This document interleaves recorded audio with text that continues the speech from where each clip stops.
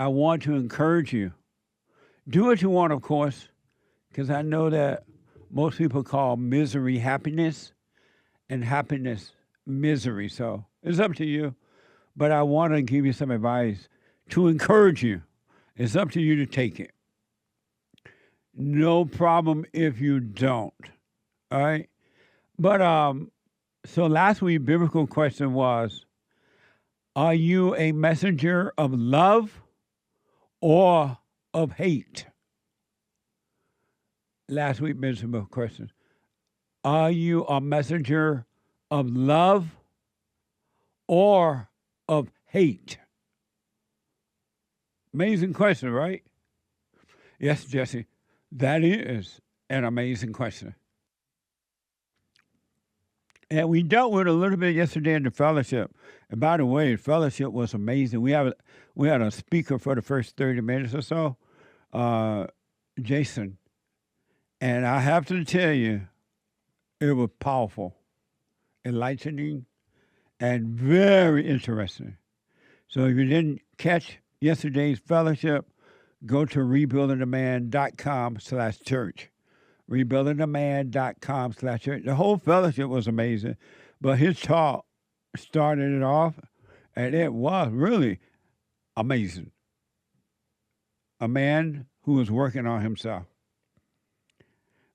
And so, last week, biblical question, are you a messenger of love or of hate? Anyone, I don't care what race you are, male or female, rich or poor, fat or skinny, tall or short, live in the hood or live in the suburb or both, whatever part of the world you live in, this I promise you, anyone with anger, resentment is a messenger of hate. If you got any anger, you are a messenger of hate. And this you can bank on. You are not a messenger of love. And the proof is in the pudding. Pay attention to what's happening in you so you can see what's really going on through other people inside of them. And listen to the battle, the fight of this world between human beings. Pay attention in your own life, in your own surrounding as well, and you can see, and you will see if you want to see it. Listen to the conversations that people are having. Just pay attention to the conversations. There's no love in their conversation. There's no love in them at all. They are messengers of hate. All angry people, it doesn't matter the age, all angry people come with a message of hate. They never bring to you a message of love. Really, just pay attention. All you have to do is pay attention, but you got to start paying the attention in you first so you can clearly see what's going on. You won't judge, but you will see it. You will see it. Anyone, I don't care what religion they belong to, because religious people do not have a message of love at all. But atheists, it doesn't matter. You have a message of hate. Your whole conversation is about hate and attacking and just nonsense conversation. Anyone that has anger, resentment, is a messenger of hate and not love at all. You may call it love, but there ain't no love in that. The messenger of love is the one that love what's right with all their heart, soul, and might first, along with nobody else or nothing else, and then love your neighbor as yourself. Love your enemy. That person will be, male or female, will be a messenger of love.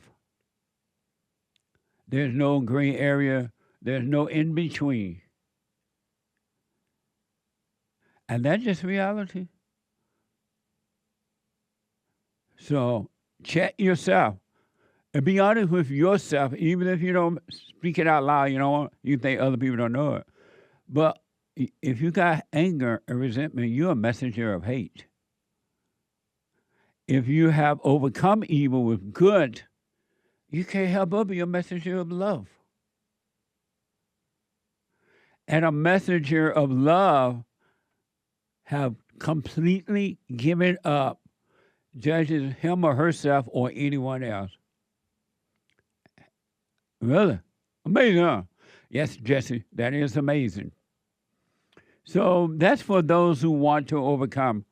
It's not for everybody, because ever since the existence of mankind, there have always been only a few people, a handful, who want to overcome evil. Most people love, they're fascinated by their thrills of evil. They love it. And even God will not take it away if that's what they want. He will let your will be done for you. He will let you stay there. And then if you finally get sick of it and you want to overcome, you return to him. But only a few around the world will do that.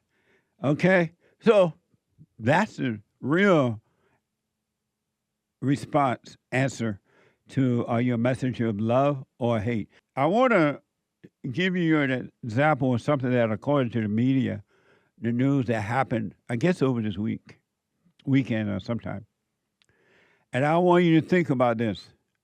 By getting to know yourself, what do you think, if this story is true, what do you think that caused this man to do that? Why do you think that human beings naturally carry out evil? Why don't you see that it's something else that make human beings, men and women, boys and girls who are created in the image of God, do the things that they do and think the way that they think? Why can't, I know why, I'm asking the question, I already know the answer to it. Why can't you see that something else is making this person do this? Human beings wouldn't just naturally do what they do to themselves and others. It have to be something else that's driving you. Paul mentioned it. He like, something else driving me. I tried to be right, he said. I tried to do the right thing, but I can't. I tried not to do the wrong thing, but I can't stop that. Something else is driving me. And that's the case with every human being on the planet, and that has ever been on the planet, and that will ever be on the planet. So I want you to watch this, and hopefully you see the spirit behind it. Fox News. Some of you may have heard about this quote-unquote mass shooting in Louisiana on Sunday, right? Fox News reported a guy by the name of Shamar Elkins is accused of killing 8 children. And 7 of the 8 are believed to be his own children. Watch this from ABC 7. Now to some heartbreaking news. Our nation saw its deadliest mass shooting in years when a Louisiana man shot and killed 8 children this morning. Tonight we're learning more about that gunman, Shamar Elkins, who was the father of 7 of those 8 slain children. This is a Facebook image of the Louisiana man law enforcement believe is a cold-blooded killer. Shreveport police identifying him as Shamari Elkins, the alleged gunman who shot and killed 8 kids. At least 7 of them were his own flesh and blood. The coroner released their names, a total of 7 siblings and a cousin ranging in age from 3 to 11, Jayla, Shayla, Kayla, Layla, Markaden, Soraya, Kedarian, and Braylon. Neighbors mourned their deaths at the crime scene. This is not a freaking joke.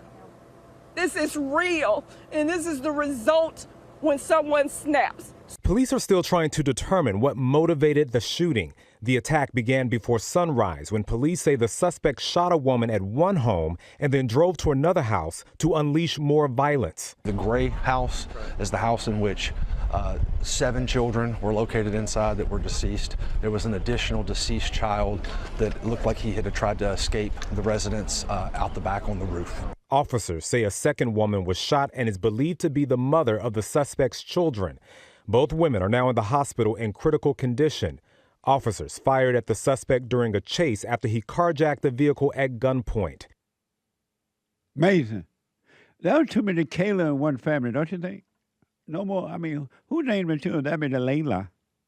I know in the good old days, everybody and their mama was named Lee. They had Lee in their names. Matter of fact, I used to not add Lee to my name. There was so many Lees. Sue Lee, Bertha Lee, May Lee, Jesse Lee, just Lees. It's just as I became an adult, I started putting Lee back in there. But imagine that. What do you think was driving this man? You think this guy, hey, Ash, what do you think that was because of General Lee? Well, no, I didn't even know about General Lee then. What the? No, it was just a country name, the Lee thing. It was country. And I think it was like, you know how they have the number one names? It was like, everybody think this name is better, things with that. But what do you think was driving this guy to kill his own children, allegedly? Police say he ran, stole a car, and was later killed in a shootout. Watch this. ABC News reporting the 31-year-old joined the Louisiana National Guard in 2013 and served 7 years without being deployed. The shooting took place in House Speaker Mike Johnson's district. He offered thoughts and prayers to the family. The shooting impacting people beyond Louisiana. The mayor of Shreveport highlighting that in his statement that reads in part, "Tragedy like this does not belong to one family alone. It belongs to all of us. Today, our community is grieving the unimaginable loss of innocent children. There are no words that can make sense of it and no distance that shields us from it." Take out this evil out of our nation, out of our parish, out of our city, out of our lives, God. We know mental illness is real, God. This attack, considered one of the deadliest mass shootings in Louisiana, the community asking for prayers. This community needs you. I need you. Because how do we get through this? Amazing, huh? Here's that final soundbite on this report of the shooting of this man's family, I guess, out of Louisiana on Sunday. A person told a KTBS reporter that the incident started with a domestic dispute over a breakup. Watch this. From KTBS. The shooting has devastated the surrounding community after many people learned early this morning of the violence and the children's tragic deaths. Throughout the day, the scene's drawn concerned onlookers and people wanting more information, some with personal ties to the victims, and they couldn't hide their grief. One of those who spoke to KTBS told our Shannon Bernius this apparently stemmed from a disturbing relationship breakup and a mother wanting a divorce. She found out he got another baby on the way, and then boom, boom, boom, that. Everything boiled down to that. So other than that, I don't know what went wrong this morning, but I hope she pulled through. So she got shot 8 times. So my 4 grandkids, 5 grandkids gone. Pray for the victims, pray for the person even do it. We don't know what has happened, but we know it's still a God above, and we need prayer. Amazing. What do you think drive people to do what this person was accused of doing, or anything really? It's evil. God knows that but you don't know it because you don't pay attention to you. And I want to warn the men and the ladies, but the men especially. And the reason I want to warn the men because I hear these stories all the time from around the world with men who have children with these women. And the first thing the woman want to do, and I don't know what happened in this situation at all, but they want to take your children away from you. And the court assists them in taking your children. And then when they want to take your children or keep them away from you, even when the court say you can, oh, you have a right to see your children, the woman still fight overtime to keep you from seeing your children. Here's what I recommend so that you will not be getting into thoughts and listen to lies that cause you to regret your reaction. There's a rule, a first rule, and the number one rule, the number one law. And this law is of God, and it is God. God is the law. And unless you do this, you're going to have situations like this and even worse, if it gets any worse. The rule is to only love what's right first. You cannot love what's right first if you love your children first, or if you love your wife first, or your husband, ladies, or anything. You can have nobody or nothing with first love. That's the first rule. To love God, the truth, reality, whatever you want to call it, with all your heart, soul, and might, along with nothing else or nobody else. Because if you do, if you love anything else before truth first, that will become your God. It will control you, and you'll find yourself doing things you never imagined that you would do because you made that your God. You cannot have any other person, your wife, your husband, your children, your family members, your friends, your job, your nothing. You cannot love anything else first, and along with loving God. You have to love truth first. And then, if evil uses the woman to try to take your children from you or whatever, you'll be like, oh, okay, no problem. You can have them. And the truth will deal with that situation for you. But you won't allow it to do it because you love the children more than you love God. And now evil in the woman knows that you love the children, and she'll use that against you. She will destroy your children by keeping them away from you and make it difficult in order to get back at you, to bring pain unto you. Because she knows evil is not her, but the evil in her knows that you love those children. But you love them with ego love. You don't love them with God love. Because if you love them with real love, you can take it or leave it. You wouldn't be all up in the courthouse fighting with the devil over them. You would know, God, let your will be done with this. And his will be done for you. And it'll be amazing the outcome that you would get without having to spend one penny. And then the other thing is the mother of your children cannot use the children to try to hurt you. You will pay attention to what you love, and it hurts you with it.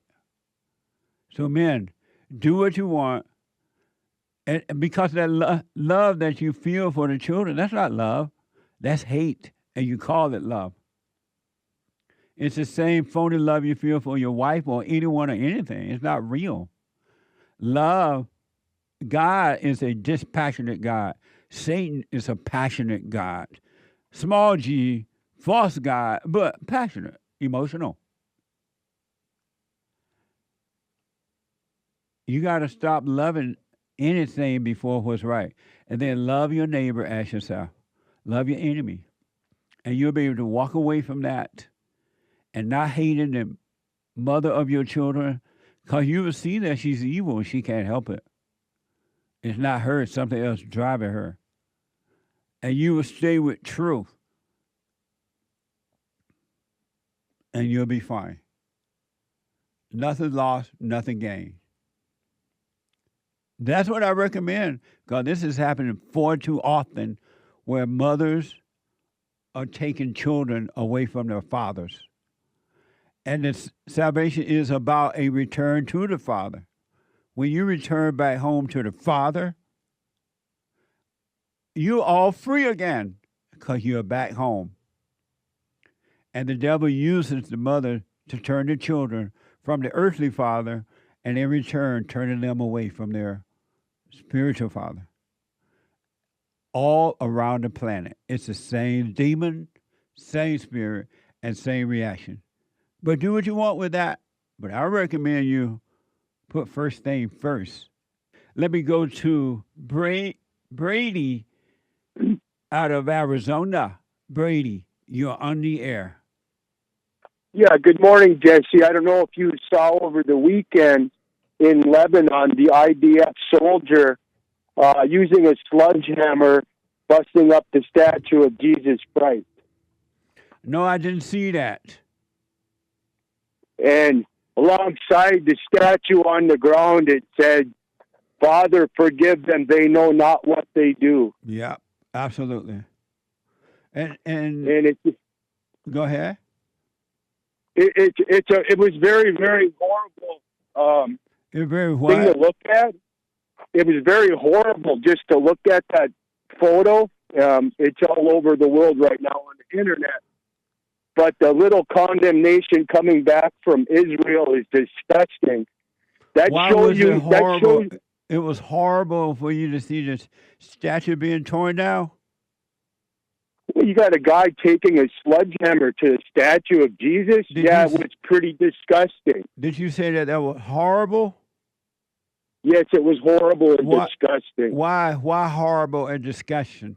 I guess it created a picture in my head of what they did to Jesus in the old days. You got to remember, it was the Romans and the Jews that took out Jesus and King Herod. Brady, why was it horrible to see a statue being taken down? I don't know. I guess I had it in my head. It associated the statue with Jesus.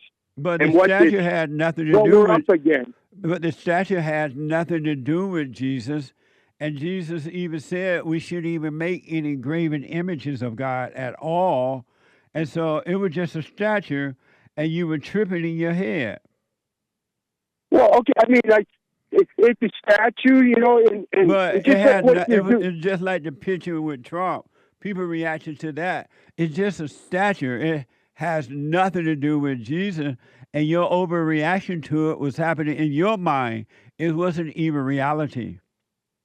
Well, I'm not really overreacting. I'm just telling you what the Israelis have done. The fact that it was... Listen, hang on one second. No, hold on, let me say this, and I'll let you say it. Hold on. The fact that you said, "Oh, this is horrible," and you blame the Jews and you blame somebody else, it means you have a problem with it. It's just a statue. I have a problem with what they're doing. Why? The regime, the 2030 Why are Israeli you having a problem with it? Because they're killing Christians. What does that have to do with you? I'm a Christian. But what does that have to do with you? They're my fellow man. What does that have to do with you? Don't you supposed to have feelings towards others, Jesse, and have a heart? No, you're not. Why not? Because God said to love him and then love your neighbor as yourself. Emotions are not love. That's hate. You're having a hate experience and you're calling it love, and that's not love. You shouldn't be feeling anything over a statue. I'm feeling the pain of the ethnic cleansing of my fellow Christians. That's dumb. What don't you understand about that? Let me tell you this. Prime Minister Benjamin Netanyahu said he was stunned and saddened by the photo of an IDF soldier taking what appears to be an axe and sledgehammer to the face of the statue. That's from NBC News. So apparently Benjamin Netanyahu feel what you feel about it as well. We say that. I don't have anything to do with Benjamin Miłkowski from Poland. His real name is Miłkowski. But what do you think about the fact he felt what you felt? Another fake Jew, Jesse, which I call a gyno. I don't. What do you feel? How do you feel about knowing that he felt what you felt about the statue?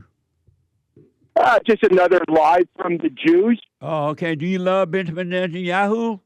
No, I don't, and I know I'm supposed to work on it, but I despise that man. I despise him. And do you love God? Heart, do you love God? Yes, I love God. I don't think God. How is it that you love God? How is it that you love God and you hate His creation? I don't think God likes Netanyahu either, or Miłkowski from Poland either. Brady, how is it that you love God but you hate God's creation? Because they're killing my fellow man. I'm not supposed to love someone that's murdering us. And I could say that in the Bible. Does God love the murderer? I don't know. He probably shouldn't if he does. God should not love the murderer? No. All right. Thank you, Brady. 888-7753-773. I want to, before I go back to the calls, and I will, I want to give you another. I showed you the mass killing that was reported out of Louisiana, where this man was accused of killing 8 children, right? And I want you, do what you want with this, but I want you to see what's driving human beings. You are not in control of your own life. And blind people look at this guy, this situation, and they just blame the guy. Oh, what are you doing it for? This is saying we got to stick together as a community. I'm just so mad about this. And we got to pass new laws, and we got to do this. Blind people. Blind leading the blind. Because they can't see what's going on within themselves. They do not see what's going on in others. And they think laws will make a change, will make that, cause that not to happen. It's not true. The law will not stop evil from happening inside of you, in your mind. They got tons of laws, truckloads of laws. They make a new law for everything. They even made a law called hate crime. Can you get any dumber than that? It's like as though there's something called love crime. Hate crime is due to hate. All crimes is due to hate. There's no love in crime. What the? But the law's not going to stop it. Human beings are not in control of their own life. You, every human being, no matter who you are, you're being controlled by evil until you overcome evil, and then you'll be controlled by good. You're not in control of anything. You like to think you are, but then you lie. If you're in control of anything, stop yourself from never, ever, ever having another negative thought. Here's another example. What do you think, if this is true, what do you think caused this to happen?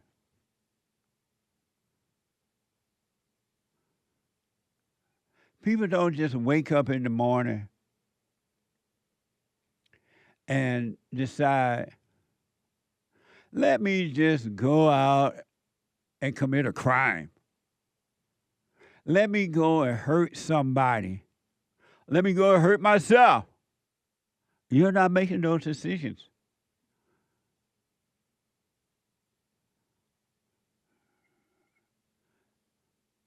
You are not making those decisions. It's a spiritual battle, a warfare, evil, hate, good. And it doesn't want you to have anything to do with good.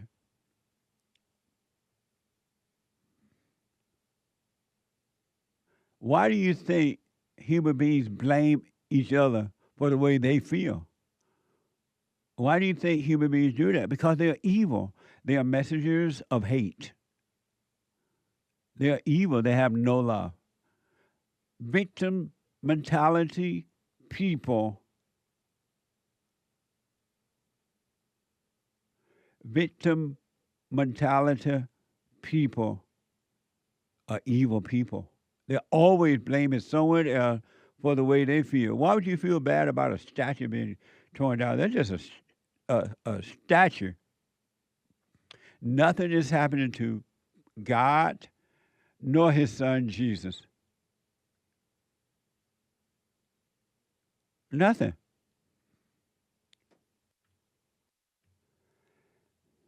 But in your mind, oh, they tore down a statue of Jesus. How about make no graven images? Because once you do, you're going to worship that image. And you're going to feel bad if something should happen to that image. You're going to feel emotional. You're going to feel angry. You're going to blame over material things that's here today and gone tomorrow. Think about that. And the people that tore the statue down, I didn't see it. I'm not aware of it. I haven't seen it, just heard about it from the caller.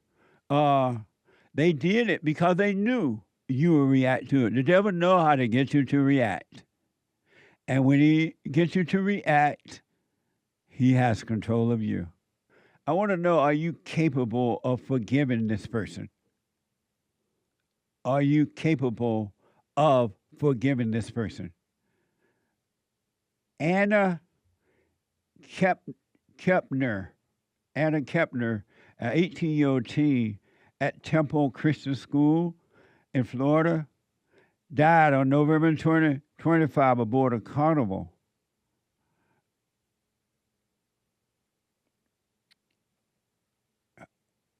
Horizon cruise ship. Watch this from WESH. A teen accused of murdering his stepsister on a cruise ship will be prosecuted as an adult. The DOJ made that announcement today in its first public comments on the Anna Kepner case that, of course, made national headlines back in November. Hey, good evening. We already knew from the Miami-Dade medical examiner that Anna Kepner died by asphyxiation. According to the DOJ, the 16-year-old stepbrother sexually assaulted the Titusville teen before he intentionally killed her. 5 months after 18-year-old Anna Kepner was found dead in a Carnival cruise ship cabin, her 16-year-old stepbrother has been indicted as an adult by the U.S. Department of Justice. He's certainly looking at a maximum potential sentence of life in prison. After he was initially charged as a juvenile in February, Can you tell us the status of his release terms? the stepbrother kept his head down and didn't say a word as he left federal court in Miami. Newly unsealed court documents reveal the 16-year-old suspect is charged with Kepner's murder and aggravated sexual abuse. I don't even really want to think about that one because I can't even begin to imagine what she went through. I spoke by phone with Anna's biological mother, Heather Wright. I'm just happy that my daughter got justice and that they tried him as an adult because I was a little worried. The Titusville teen was a high school cheerleader set to graduate this year. No justice, no peace. Amazing, huh? Can you forgive this boy who was accused of that? Are you capable of forgiveness? court paper and hearings from the stepmother child custody case shows the stepbrother was not allowed back in the home to keep other children in the house safe. WESH. Watch this. A beautiful human being, a beautiful soul. Nancy Larkin's granddaughter was one of Kepner's classmates at the Temple Christian School. We knew basically from the beginning what has happened, and we've been waiting for this, and we are very grateful. Before Monday's announcement by the DOJ, details surrounding the FBI investigation to Kepner's murder during a family vacation had been revealed through court filings and hearings in her stepmother's child custody case. Why couldn't you bring back to your home? Looking out for the safety of the other children in the home. And we are learning the conditions of the stepbrother's release through the newly unsealed federal court documents. He must live with his uncle in Hernando County, and he cannot be alone with anyone under the age of 18 without adult supervision. He's also subject to GPS monitoring. Amazing. Are you able to forgive him? Capable of forgiving him?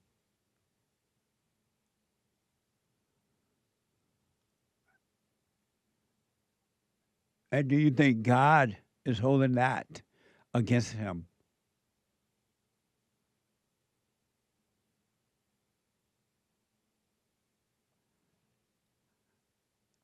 What's going on with you? Are you watching thoughts? This is a spiritual battle, folks, and I'm encouraging you to pay attention to you so you can understand what's driving you, and that will cause you to understand what's driving them. And then you will stop being a judger and a victim. You will stop being a victim. The only reason you're a victim because you're a judger. You play God. God doesn't judge. Why do you? Have you ever asked yourself that? Have you ever asked yourself that? Work on you and have life. Woe unto the man or the woman who call good evil and evil good. Are you a messenger of good or evil? This is hell on earth inside of human beings. Hell worked through the human beings. The nature of human being is evil. We wrestle not against flesh and blood, but against spirits and principalities and wickedness in high places. And I want you to know and pay attention to it, but don't judge. Anytime you hear a person blaming anyone else for a life situation for them, is evil. Victims with bad news, they're evil. They don't love you, they don't love themselves, and they love no one. That's why they rejoice. Have you noticed that bad news travel real fast? Good news, it can hardly get through.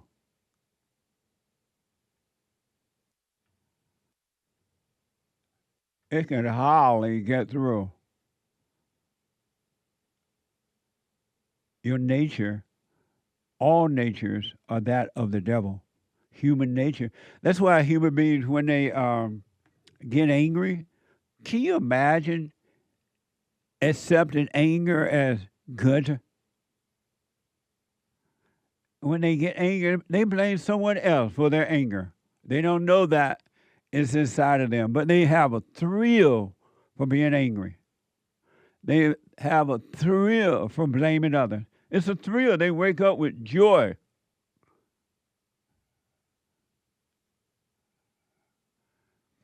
And when these people commit earthly crimes like this, there should be laws to contain these people, because if you don't, they will go completely out of control due to evil. So you need something. We need the law of the land, as long as they can make it fair. Law today is not even, the laws of the earth are not fair anymore. Have you noticed that?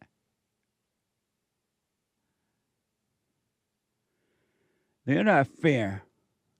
But with fair laws, you need the physical laws to contain evil people, because unless that man or that woman start to overcome evil, they'll go out of control.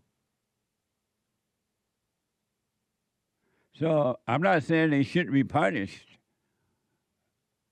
but I'm saying that something else is driving you and every human being. You are not in control. So I have on the Fallen State, and maybe even here on the Jesse Lee Peterson radio show, I have interviewed people who believe that psychedelic drugs can heal you, can take away depression, suicidal thoughts, loneliness, jealousy, envy, strife, sadness, and that somehow or another, and I interview people so I know about this. This is one thing I do know about it because I've interviewed people about it. Matter of fact, on the Fallen State, you can check that out. I want to know, number one, do you believe that drugs of any kind can heal your spiritual issues, can truly take away the darkness? Do you believe that? And the reason I'm asking, because according to The Hill, podcaster Joe Rogan joined President Trump and others in the Oval Office on Saturday as he signed an executive order accelerating research for certain psychedelic drugs used to treat mental health disorders. I want to know, do you think drugs can solve or resolve mental darkness? Watch this from The Hill. Today's order will ensure that people suffering from debilitating symptoms might finally have a chance to reclaim their lives and lead a happier life. Next week, the FDA will issue 3 national priority vouchers for serotonin 2A agonists, also known as psychedelics. Under this new program, in this administration, drugs can get approved in weeks, not a year or a year plus.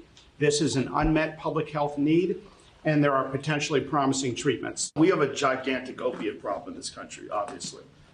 In 2024, more than 80,000 people died of overdoses. There's more than 5 million people that are addicted to opiates right now in this country. With 1 dose of Ibogaine, more than 80% of people are free of that addiction. With 2 doses, it's more than 90%. I sent him that information. The text message came back, sounds great. Do you want FDA approval? Let's do it. It was literally that quick. Joe is an amazing guy, and he wrote me a little note about this, and I had it checked out. I went to Bobby and Oz. I went to some of the people that work for you, Real Pros, and everybody came back with the same answer. You know, normally they'll come back, because this happens a lot. We have a couple of them like that, where they're not sure. It's like, you know, it goes 2 ways. This thing, everybody thought it was incredible. So what do y'all think about that? Do you believe that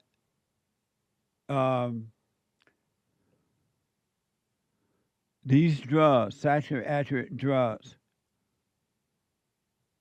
can heal your mind?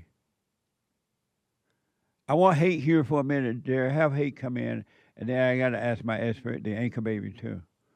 Do you believe that? What do you think about that? Really, I really want to know.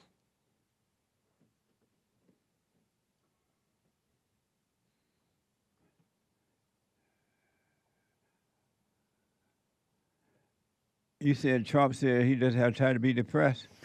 Yeah. I know. Who has time to be depressed? What? So my experts are here.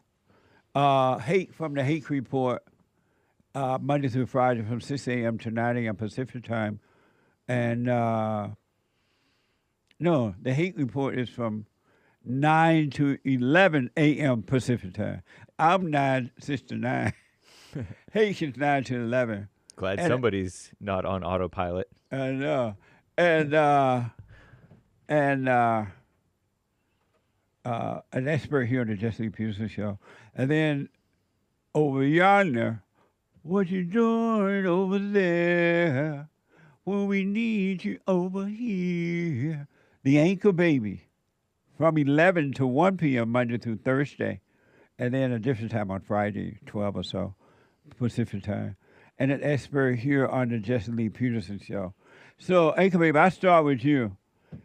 What do you believe, or what do you think, first of all, about the president signing this bill,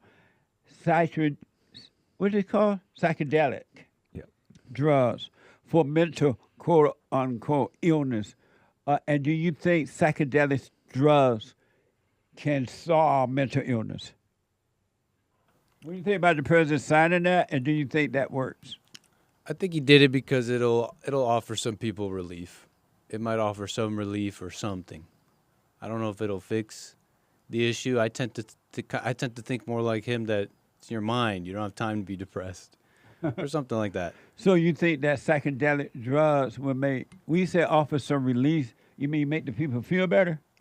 Basically, or make them think, go or ahead. make them think differently for a bit. Because this is just my opinion, but I think you're very suggestible under these drugs, and I think some of the therapy is geared to suggestibility and just making you think differently. So you might find some relief if you just get out of some sort of pattern or something like that. You might find some relief. And it's really like any other therapy. A lot of the medical world is full of therapies that give you relief, not necessarily fix something. But Oh, so it won't. Are you saying, to be clear, and I don't want to put words in your mouth, are you saying it won't solve psychedelic drugs? You don't believe it will solve the problem.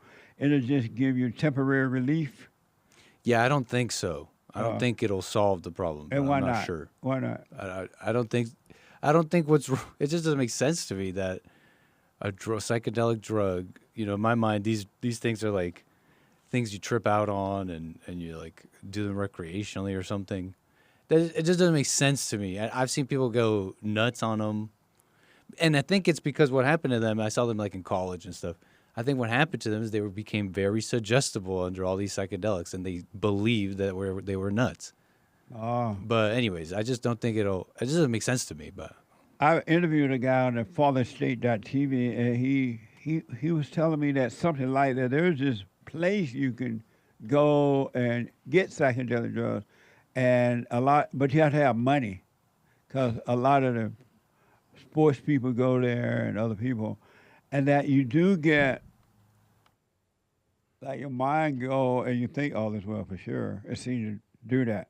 What do you think about this, Hake? The bill that the president signed, and do you think that it solves mental illness? I don't know if it does or doesn't. It might help out a little bit, because I heard that you found a girl. That people see things differently afterwards, or look at things differently. Things like what? When they trip out on this stuff, so to speak, they see that there's something different about life that they hadn't considered, something like that.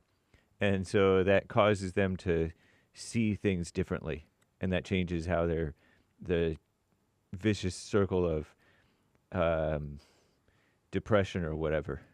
It seems as though, based on what I've been told, I don't know for sure, but it seems as though they keep having to go back for some more psychedelic drugs. It's like, once that wears off, now you gotta go back for more, and the more you get, the more you want. And otherwise, that can be addicting. Am I right? I don't know. Possibly so. I'm not sure how these things work. Because one do- shot won't be enough. One shot makes you feel good for a minute.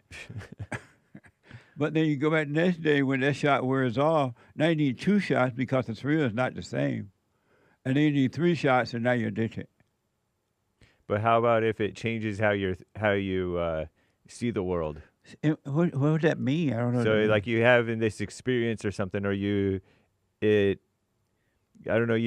your life in a different way because it messes with your mind. And what's the different way? I don't know. I don't disclose whether I've ever tried this. That way it's not anybody's business, and I can't. Ain't nobody business if I do. Yeah. Because you can solve this. I imagine that you can solve this issue maybe, but you still have a root issue that just comes out in a different way. Lorraine, who's that up there making all that noise? I don't know. He said his name is Ben. Girl, you better get back up there. You don't mess with Ben. What's that from, Nick? I don't know, but that's not a response to James. That's not normal.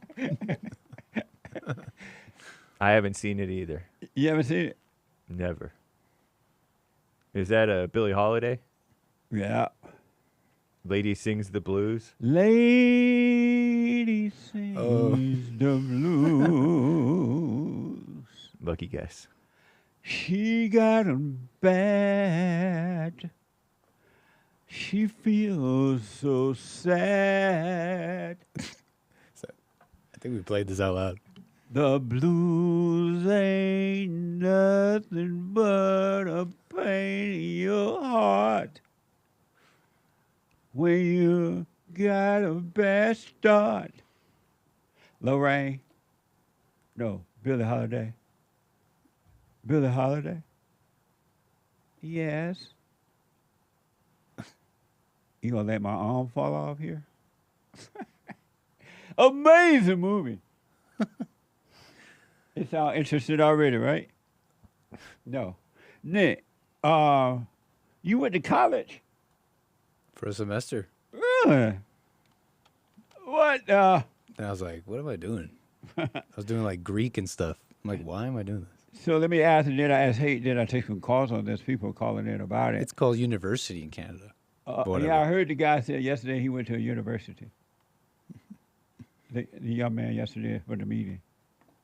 Remember, from Canada? Oh, yeah. He's from your Canada part too, right? Right, GTA. Well, actually, you know how people say, oh, I'm from LA, but they're actually like somewhere far, like Riverside or something? Right. That's doxing, but yeah, that's basically what they did. What was his first name? Yesterday? Michael. Michael, hey, shout out, Michael. Hey. Michael, stay with it. You're a smart guy. Stay with it, stay with it, stay with it. Let me ask real fast, Anchor Baby. You think Jesus used psychedelic drugs to heal? No, I don't think that. I've never thought that, and I've maybe heard that way later in life. So I find it hard to. I don't even know why someone would think that. Whatever it is they like. No, I do not think that. So why do people think psychedelic drug will heal you now? Then, hey, they think all sorts of things will heal them. So I don't know. Hey, did Jesus use psychedelic drugs to heal? I doubt it. And so why do people think that's what psychedelic drugs will heal you now? Because there's all kinds of different medicines and tonics that they've come up with. They didn't have aspirin back then either, but we take it today. Did they have Tylenol there? Nope, I don't think so. So I don't even think they had penicillin. Oh, that's too bad. Antibiotics. Do you are you surprised the president signed a bill like this? No, because this has been bubbling just underneath the mainstream for quite some time. Oh, I didn't know that. Yeah. Are you surprised, Anchor Baby, that the president signed this? I've been hearing about it. It's been the psychedelics have been going through what pot did. Oh, like medicinal, halfway legal. They're going through the same like steps. Oh, So I okay. saw it coming. Amazing. My experts, folks. Let me hear it from my experts. Amazing. I've noticed a lot about human beings. And I want you to know, until human beings, male and female, decide that they want to be free, they are pure evil. And I don't know if they know when they don't know it, or and some of them do know it, but they don't want to overcome. They love their misery, and they love inflicting misery upon others. But one thing I know, amongst many things, have you ever noticed within yourself and within others? Have you ever paid attention to yourself? Because what you see in yourself, you're going to see it in others. You may overcome, but they won't unless they are seeing it within themselves, right? But have you noticed amongst many situations, aspects of human nature, which is evil? Have you ever noticed, pay attention to this. This might seem minor, but it's so deep. It's so deep that it's profound.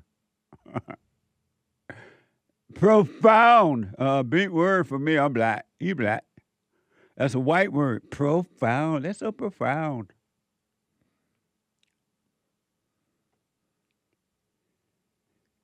Have you ever noticed, and you probably have, I don't know if you have, but have you ever noticed that in your family, in your relationships, whatever ship it is, in your whatever, in your different organizations, in your different churches, clubs, whatever you may belong to, war or for against, have you ever noticed that when someone is against something or someone, they get mad at someone or something, and they come to you about it, or they talk about it, or that's how they feel about it? If you don't get mad, or if you disagree with them and don't go along with them, they get mad at you for not agreeing with them and not going along with them. They attack you.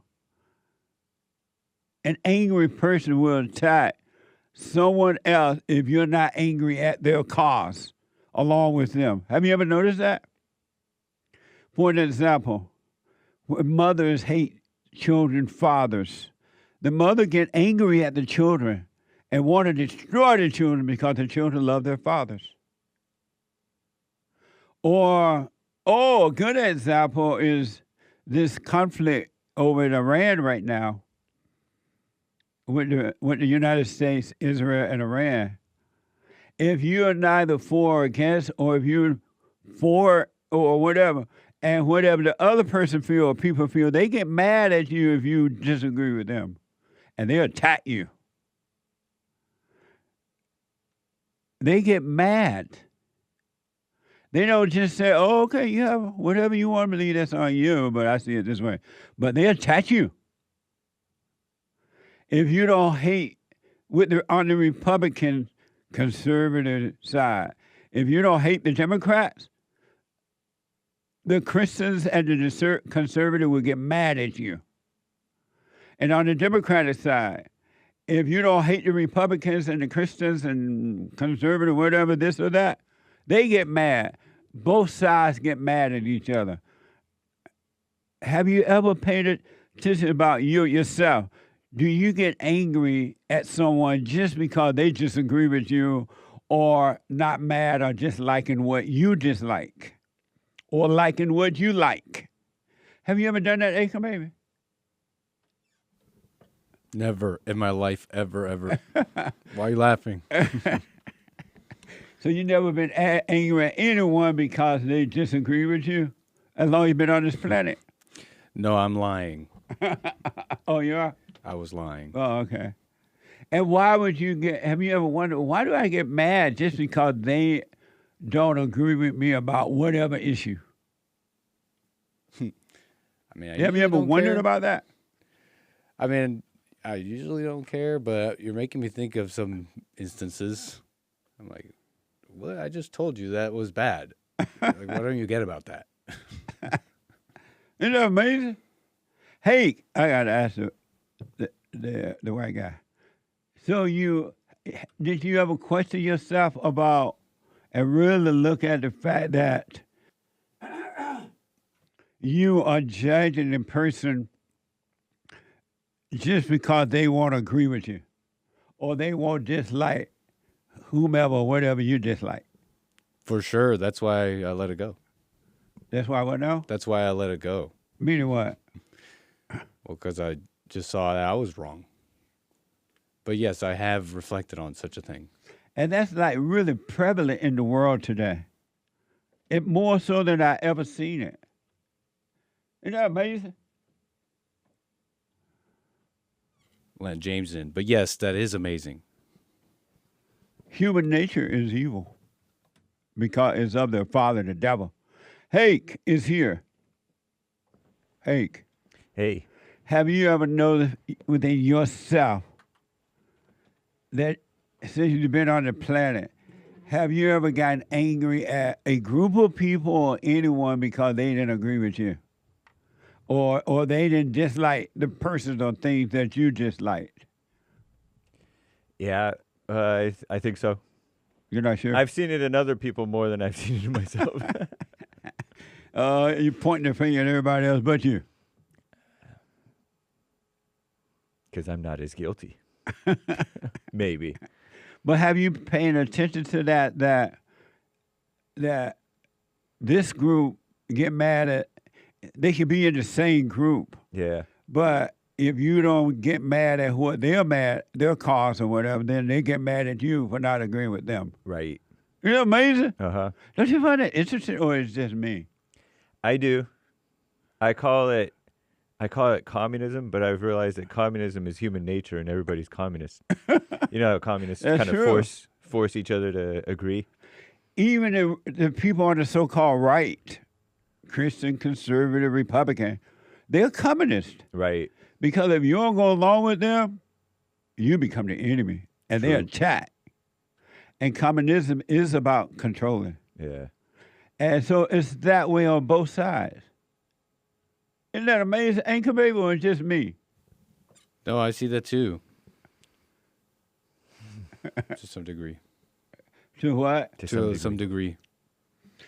I noticed that for those people who are disagreeing with, because I can't say they hate the Jews, but for those who are disagreeing with the Jews, if you don't go along with the disagreement, you become the enemy.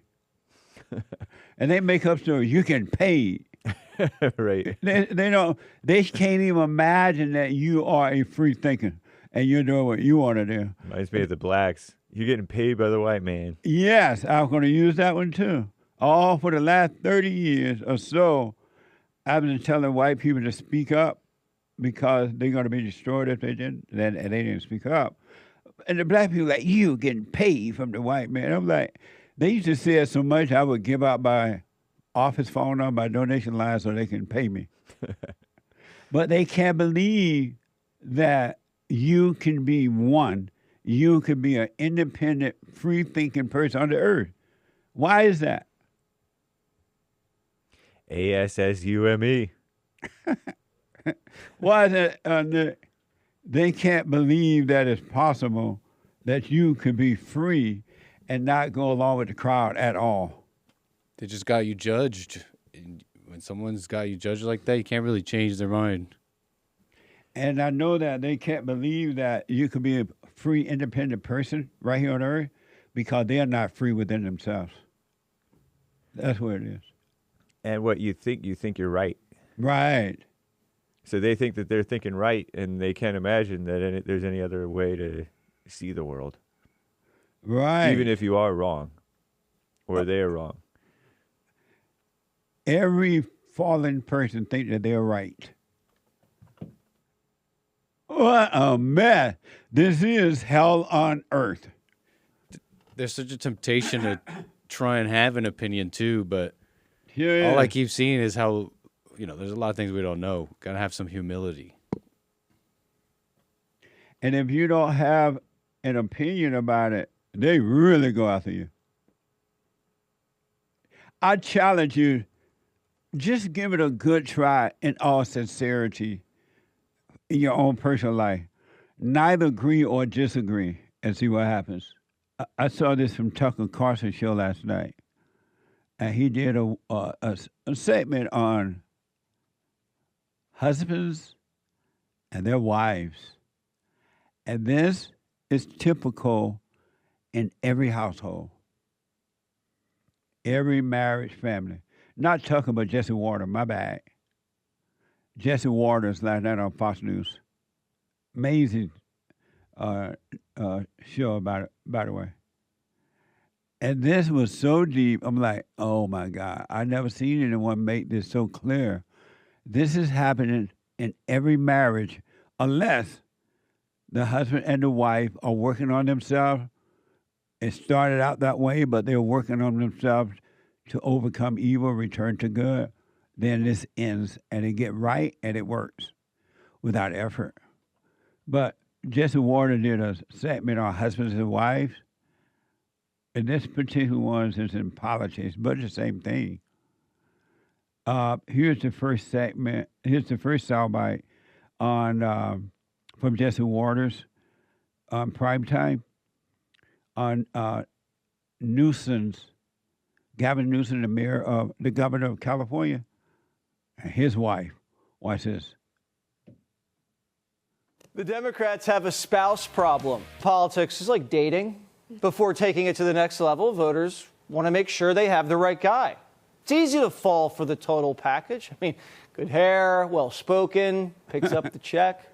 Then they get a little too comfortable, and you start wondering who they go home to. I've given our boys dolls, even if they tear the head off. I've given them dolls to learn that care and caregiving is not just an activity that's reserved for women. If I'm reading a book and the protagonist is a male, I just change the he to a she.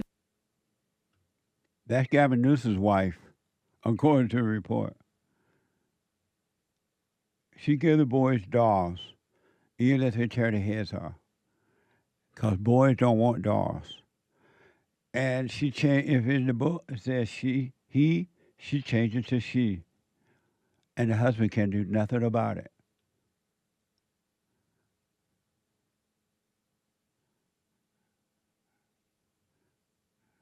She changed the main character of the book from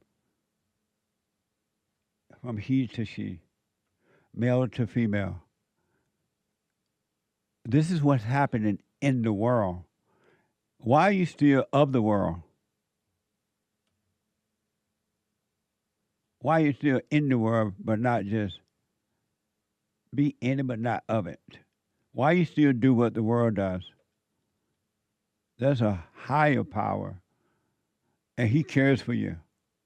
But you can't make that higher power work of yourself. Here's a segment of, now that was Gavin Newsom. You heard his wife. According to the report, that was his wife. She's doing that to his sons. And he's supposed to be running a state. A man who cannot control his wife cannot control the world.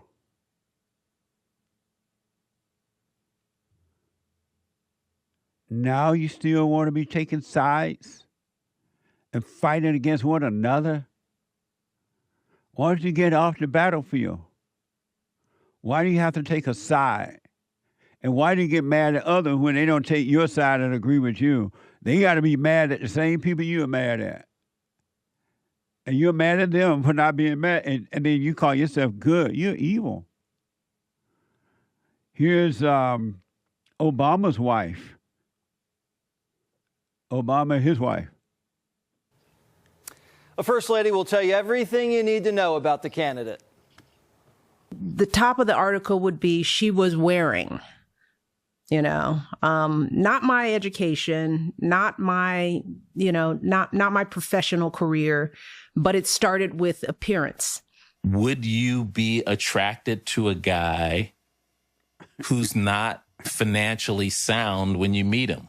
I married one. We knew very early on that no one was going to see beyond the color of our skin at an early age. Wow. These women are perfect examples of all women. And secretly, they hate their husbands. And behind closed doors, they let it all out. But because they may be in politics, they cover it up, but they hate their husbands. All women hate all men until they forgive and work on themselves. And they will expose you. They can't help it because the spirit of evil inside of them hate the spirit of good inside of you. Because you represent God and they represent evil until they start to overcome that. That was Big Mama Michelle about the fallen Messiah Obama. Here's Tim Wars, and his wife. Something never really felt right about tampon either. Then we met the missus, and it all made sense. When the Scarlet team comes on the field, we will all stand up and cheer. To the other team we'll never yield, and we won't forget we're here. But I kind of liked it when she did this. Turn the page. You like that? Okay, so I need you to be with me and practice with me. What are we going to do? We're going to turn the page. Oh, pretty good. Do it again. We're going to turn the page. And we're going to turn the page. Then there's Dougie Fresh. He shows up, smiles, shakes hands, says as little as possible, probably for the best. Amazing. That was Tim Wall's wife and Camilla and her husband.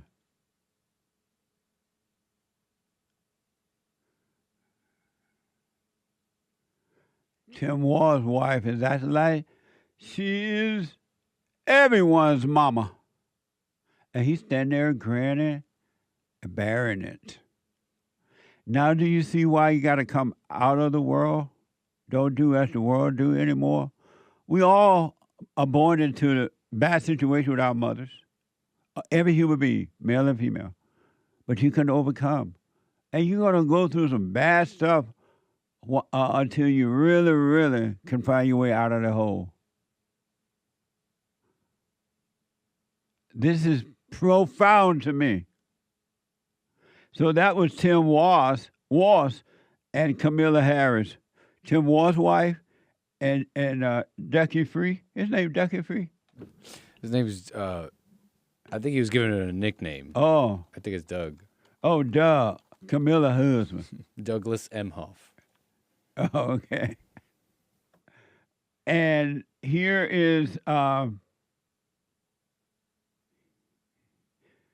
that's it for the wives. That's what's happening in the world. Men and women of all races, all around the world, if you want to be free, the rule is you got to be in the world and not of it. Don't do as they do. They are hypocrites. They do it to be seen. They do it and they are being glorified by others seeing them doing things. Their reward is from the world, which is not a real reward. But you can be free. You really can. But you got to let go of all battles inside of you. Do what you want. I'm just pointing you back to what the Spirit of Truth said. It's up to you to do it. And lately, it just seemed Michelle's always embarrassing Obama. I married one that didn't have any money. What wife says that about her husband publicly? And especially if he's supposed to be the ex-president of the United States. When will you overcome the world? By overcoming it first inside of you, then you will naturally overcome the world. And overcoming the world, there are no words to express what that really means and the love that's in that. And one last thing. Yesterday we had the discussion on the show here on JLP Talk with my experts. The president, according to a report, signed some type of research bill for psychedelic drugs. And I'm thinking, whoa, that's not good. Because people already on drugs and look at what's going on just with pot alone. They're out of their mind on drugs. Drugs will not, psychedelic drug, pot. They used to say pot was good and healthy, remember? Oh, it's healthy. It's medicine. It's this and that. And then they coming back and say, oh, no, that's not true.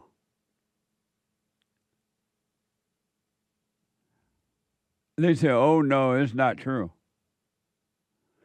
Why they do the same thing with psychedelic drugs?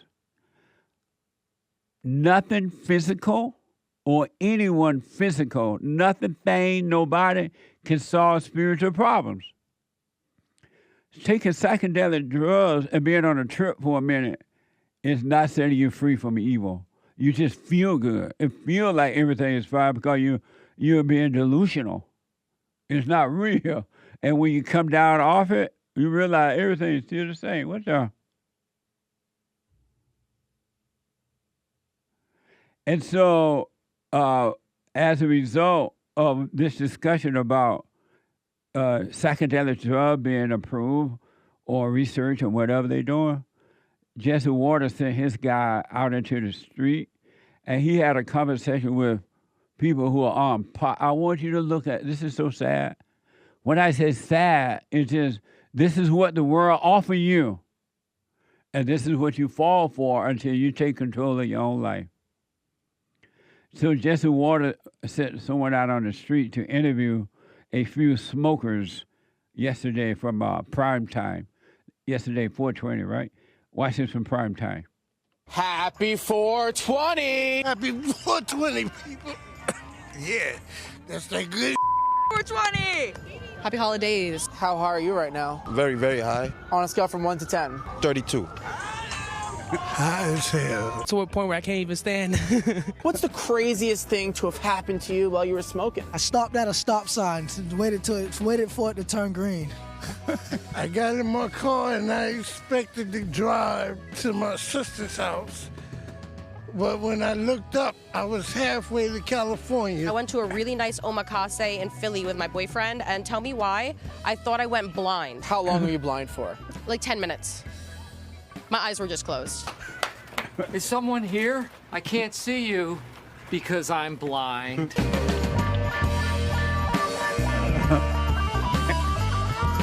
Are you worried that getting high so much is going to do damage to your brain? You got to know your limitations. What's your limitations? No limits. I've been smoking weed since the age of 16, and I've been enjoying it ever since. How's your brain right now? Functional. Spell Mississippi. Mississippi?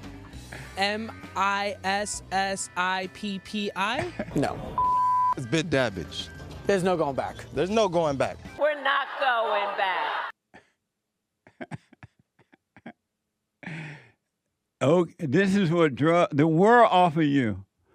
God and the Spirit of Truth, love offer you freedom from the world. Now they're offering you psychedelic drugs. This is what's going to happen. Even worse with psychedelic drugs.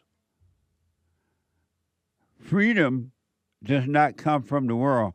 And Mississippi is M-I, crooked letter, I, crooked letter, I, humpback, I. That's how you spell Mississippi. When will you overcome the world? Be in it, but not of it. Be of it, in it, but not of it. When? Everything you're looking for, folks, is in you already. It's in you. The kingdom of heaven is at hand. Paradise lost is right here, right now. I want to go to Shiloh out of Canada. Shiloh, you are on the air. Good morning. Hey, Shiloh. Hey, good morning, Jesse. How's it going? All is well. Yeah, so today's my birthday, so I'm just continuing my birthday tradition of giving you a call. Amazing. Are you on the Yeah. speaker? Oh, hold on. Hold on, Shiloh. No, I'm not. I'm not on the speaker. Oh, okay. You're not on Bluetooth or anything? No, I'm not. Okay, go ahead. Are you hearing me okay now? I am, yes. Okay, great. Yeah, so I just wanted to ask something because I'm married. I have 2 kids. One of my kids is 2.5. The other, he's about 8 months. And I always hear you talking about protecting the kids from the mom. Yes. So the reason I ask is because I've learned, today's country western, and it's like the Wild West at home sometimes, when the wife gets very upset and angry.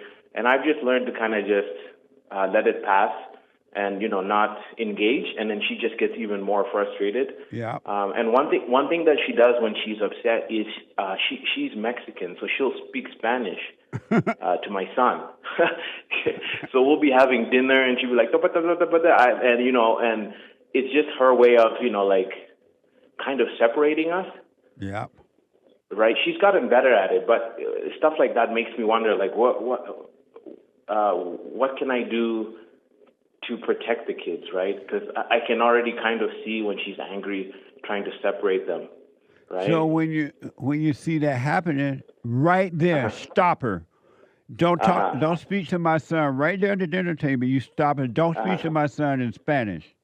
Speak English. And then I do that, and she'll get upset. Let her be mad. That's evil inside of her. Don't respond to her anger because it's not her but the devil in her. And the devil is just trying to control you by getting angry. Don't fall for it. Don't argue with her about it. Just say, hey, don't speak to my children like that in Spanish. And then tell the kids, let me know whenever your mother speaks Spanish to you. Yeah. Well, no, don't get me wrong. I don't mind, them speaking Spanish because I understand that, but when she's doing it to get back at you and turn the kids against you, that's a different story. Yeah. Because I was listening to one of your church, and it was very eye-opening. I think someone in the church was mentioning how we give labels to people, like our wives. For example, at work, it doesn't even stress me out. It's customer service. I have to deal with difficult people. Sometimes the staff are, not doing, but, you can discipline them, right? And in public, people make comments and things like that. I let it slide. But for some reason with my wife, it's like almost like I put her on a pedestal where it affects me personally. Because you made her your God. Yeah, exactly. Yeah, you got to take her off the pedestal by forgiving your mother, and she's just a female, and now married to you and the mother of your children, but she's not a God. Yeah. And you got to love her enough to correct her when she's wrong, and then don't react to her rejection of that correction. Yeah, that's true. And then when you do it, you gotta let your children see you correcting her. Don't go in a private room somewhere and do it, because the kids will learn from you how to deal with the mother and all people. But if they don't see you dealing with it with perfect love, they're not gonna know how to deal with the world when they go out into the world. Yeah, and I used to be skeptical. I used to hear people say that your kids are a mirror of you, right. And I didn't believe that. But I see that because my son, he'll be 3 in like a couple of months, and he has traits like me. Like he'll go to the store with my mom, and he'll say, "How much is that?" And she'll say, like the dollar store, and she'll be like, "That's $2." And he'll say, "That's too expensive." That don't buy that. Like because of me, I'm very cheap. Or she'll buy like a lot of things because it's on sale, and he'll say, "Mama, why are you buying so many of those? We already have 2 at home, right?" And it's just crazy. Like I have to watch myself now.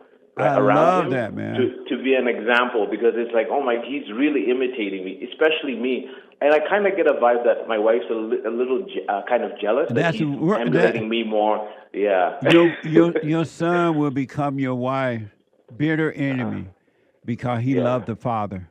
Or your daughter, if your daughter loved the father, she will become your wife bitter enemy, and she will destroy the children that are close to the father. Well, thank you very much, Jesse, as always, and shout out to you and the crew. I really want to shout out Derek. He was very professional. He's got this nice voice. He's like be close to your phone. And I really appreciate that because I'm in the gym right now, so it's just nice. I know you sound to like have a you're in heads an up. empty room or something. Yes, exactly. Because there's music in the background, so I'm just in the washroom. People in the gym are probably like, "What the?" So let me ask: your wife is Mexican? You say? Yes. And then you are what? I'm black. Really? You sound I'm white. Yes. Every time I call, you say this. Yeah, but I'm from Zimbabwe. Really? That's amazing. I had to talk more white because when I came to Canada, all the kids would bully me, especially the Jamaican boys, because I would talk like this and they would just laugh at me and call me names. So I would go home and talk like a white guy. It's pretty sad, yeah. But it helps with job interviews. Like when they screen me, I almost got a good job at this Chinese place, and they're like, oh. Like the person interviewing me outright said, "Oh, I thought you were a white man." And did you get I was so disappointed. Did you get the job? I didn't even want the job. I got a better offer, but it was just funny. Yeah, it really does open doors for you when you have this voice. Because it's proper speaking, proper English, proper speaking. Yeah. And that's why. So how did you end up all the way from Zimbabwe to Canada and ended up with a Mexican wife? Do they have Mexicans in Canada? Oh yeah, they do. Yeah, basically, my mom worked in government, and we left right before the inflation in Zimbabwe. Like my mom, I used to meet the president on like a regular basis and stuff. I didn't know who he was. I just saw him as my mom's boss. But he was doing the land reform, like what they're doing in South Africa. And my mom knew it's time to go. So we moved to Canada. And Canada is all about multicultural. It's a mess now in Canada. Yeah. There's like because I've been here since 2002, and Canada has just lost its identity completely. Like here, you had to be Canadian. Now you just do whatever you want, right? Amazing. And yeah, so I met her because I was working at a restaurant. And that's what's happening in America. We're completely losing America now. We have Allah U'Abba people in our government, and we know that they hate us, but yet they're in government, and now you can't even speak out against them. You're called racist and all kinds. Yeah. So America is losing itself as well. If you watch videos of Canada in like the 1980s, they were like Republicans, like very far right, not far right. I don't like using that word, but very conservative. But it's happening in U.S. Like Americans usually laugh at Canada and say, but you guys are slowly turning into that, and it's really scary to watch because that's why we left Zimbabwe, and then we saw Canada turn into that. Now we're seeing America because everybody's just running. No one is fixing the problem. It's very, very scary, man. Yeah. I noticed that all the white countries are just really just giving in to the enemy in their own home, and I just can't believe it. I'm like, how do you give in to the enemy like that? It's just, it's insane. They're afraid. Yeah. In your own hometown, it's not like you went to their country. They came to your country and then taken over. Was Zimbabwe run by whites at one time? Yes, it was, until 1980. And then the president was doing fine. And there's a whole history I can talk about. Basically, the president was kicked out because he was accused of being gay. Like, his name was Canaan Banana, and then he had to run away. And then the prime minister became the president afterwards. Mm-hmm. And then he didn't want to be like a puppet to British, like kind of like with the blacks in the U.S., where the white man is telling you what to do. And then he just ruined everything. He did land reform. So what they're doing in South Africa is exactly what they did in Zimbabwe.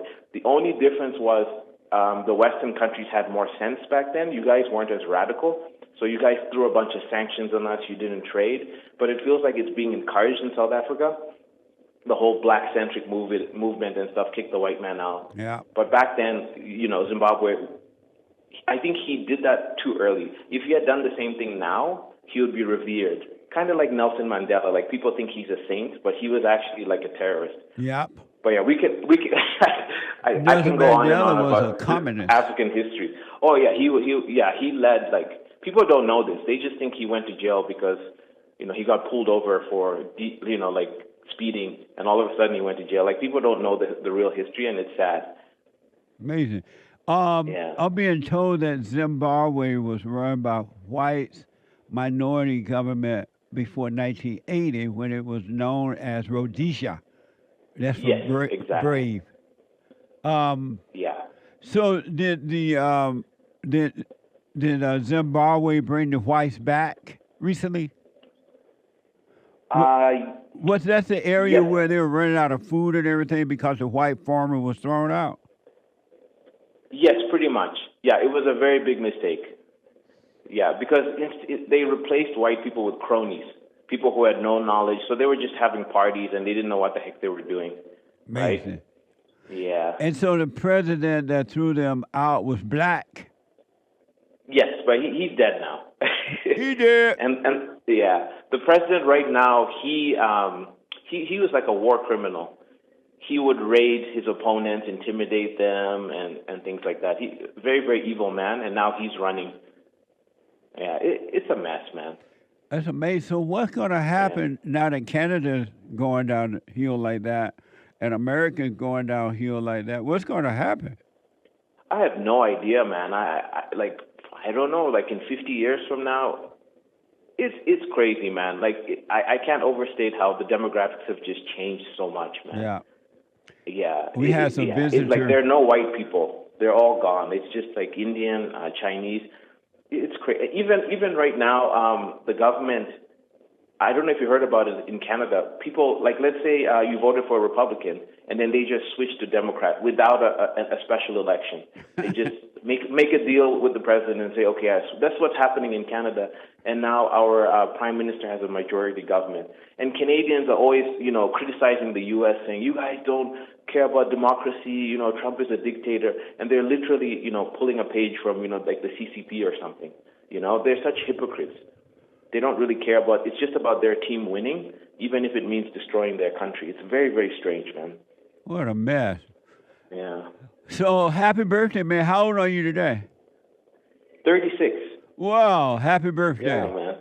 Thanks a lot, man. It was good having this history chat, and all the best to all you guys. You too. I love you guys. And again, don't argue with your wife. Correct her when you need to in front of the children, but do it without being mad, don't be angry, but correct her so the kids can see that they are protected by you because they see you standing up for them. And they see you doing it with love, and that's just going to keep them closer to you. Excellent. Thank you very much, Jesse. You're welcome.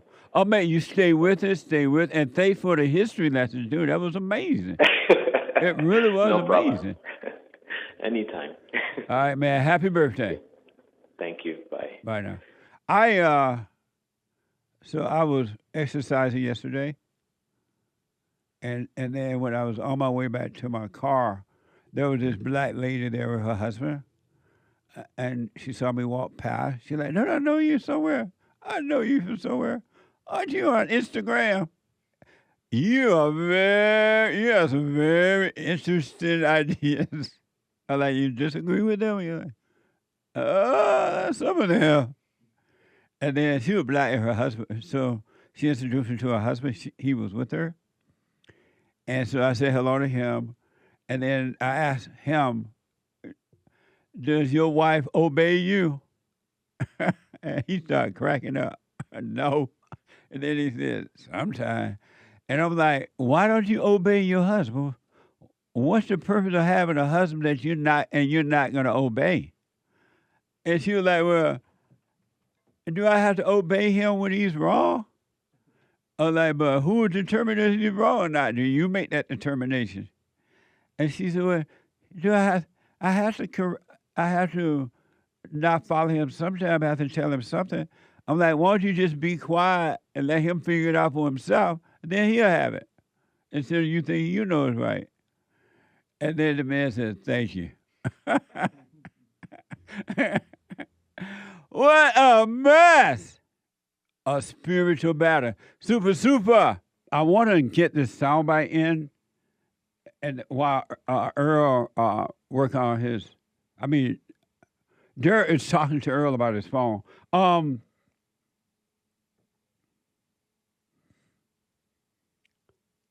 When will you do what you want, of course? When will you, when the police stop you, why not just follow what they say and go on your way? Why have you allowed yourself to be taught to overreact to the police officers doing their job? They're trying to look out for you and the Americans. Well, they're trying to look out for you. They're working on your behalf. But you've been trained to overreact to the cops. And then when the cops have to do their job, you call them police brutality, but you're not seeing what you're doing to bring that upon yourself. The world gone crazy. And it's going to get worse. And black people, this is black excellence, right? Take control of men and women, of all people really, but the blacks. Take control of your own life. Forgive your mothers and your father for misleading you and the world. And just, now that you're an adult, take control of your life and be free. Grok is reporting. A police stopped a black man walking with a satchel, you know, that thing around your shoulder, after he glanced back twice and adjusted his bag upon seeing them. Watch this from X. Let me ask you a question, bro. The way you was moving, when you had the satchel on you, you swung it to the back when we came around. Come here for a sec. Sir, I'm stopping you, sir. Sir, I'm stopping you. Am I being detained? Yes. For what? I'm telling you. Come here. For what? Come here. I'll talk to you. Come here. Why Sir, are you grabbing? Just talk to me. Why are you grabbing? Because you're being stopped. He's okay. He's okay. For what? He's okay. What am I being detained for? All right, I'm going to tell you why. Can you tell me right now? Yes. Just stop right now. You keep trying to pull. All right? You going to stop? My man. When we came up, all right, as soon as you saw us, you looked back twice, correct?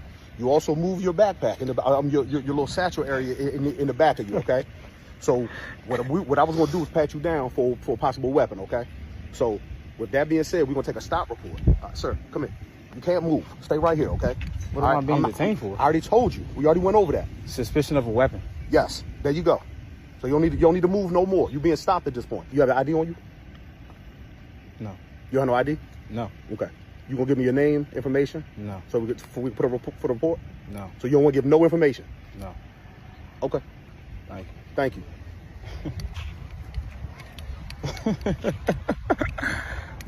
It's great being black in America. Amazing, huh? See how evil that is? All for the thrill. He turned his video on. He knew. It was all for the thrill of it. And this is human nature. Human nature is pure evil. And as long as you are evil, you will never know God. You will never know love. You will never know truth. But you have a choice. You can overcome that world and let other people be the way they want to be. And don't judge them. Don't be angry at them because they want to be vicious and nasty and evil. They can't forgive them. They know not what they do. They can't help it because all human beings are possessed. You're not in control until you overcome evil. And then you're possessed with good, if I can use that word, possessed. And good takes over and you're fine.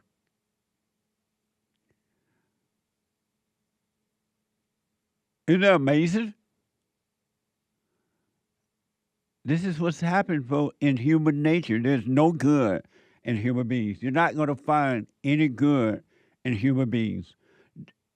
And I hear people say it. I've said this before. Oh, look for the good in someone. That is the dumbest saying I ever heard. You're not going to find good in a human being. What the?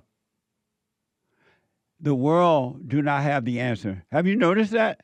They don't have the answer out there in the world, but you keep looking out there. This guy appeared to have set this video, turned this thing on his cell phone, I guess, and to get a thrill like that. Who turned their cell phone on when the cops stopped them? And laugh and refuse to stop and carry on, according to the video. It's not about racism. No isms.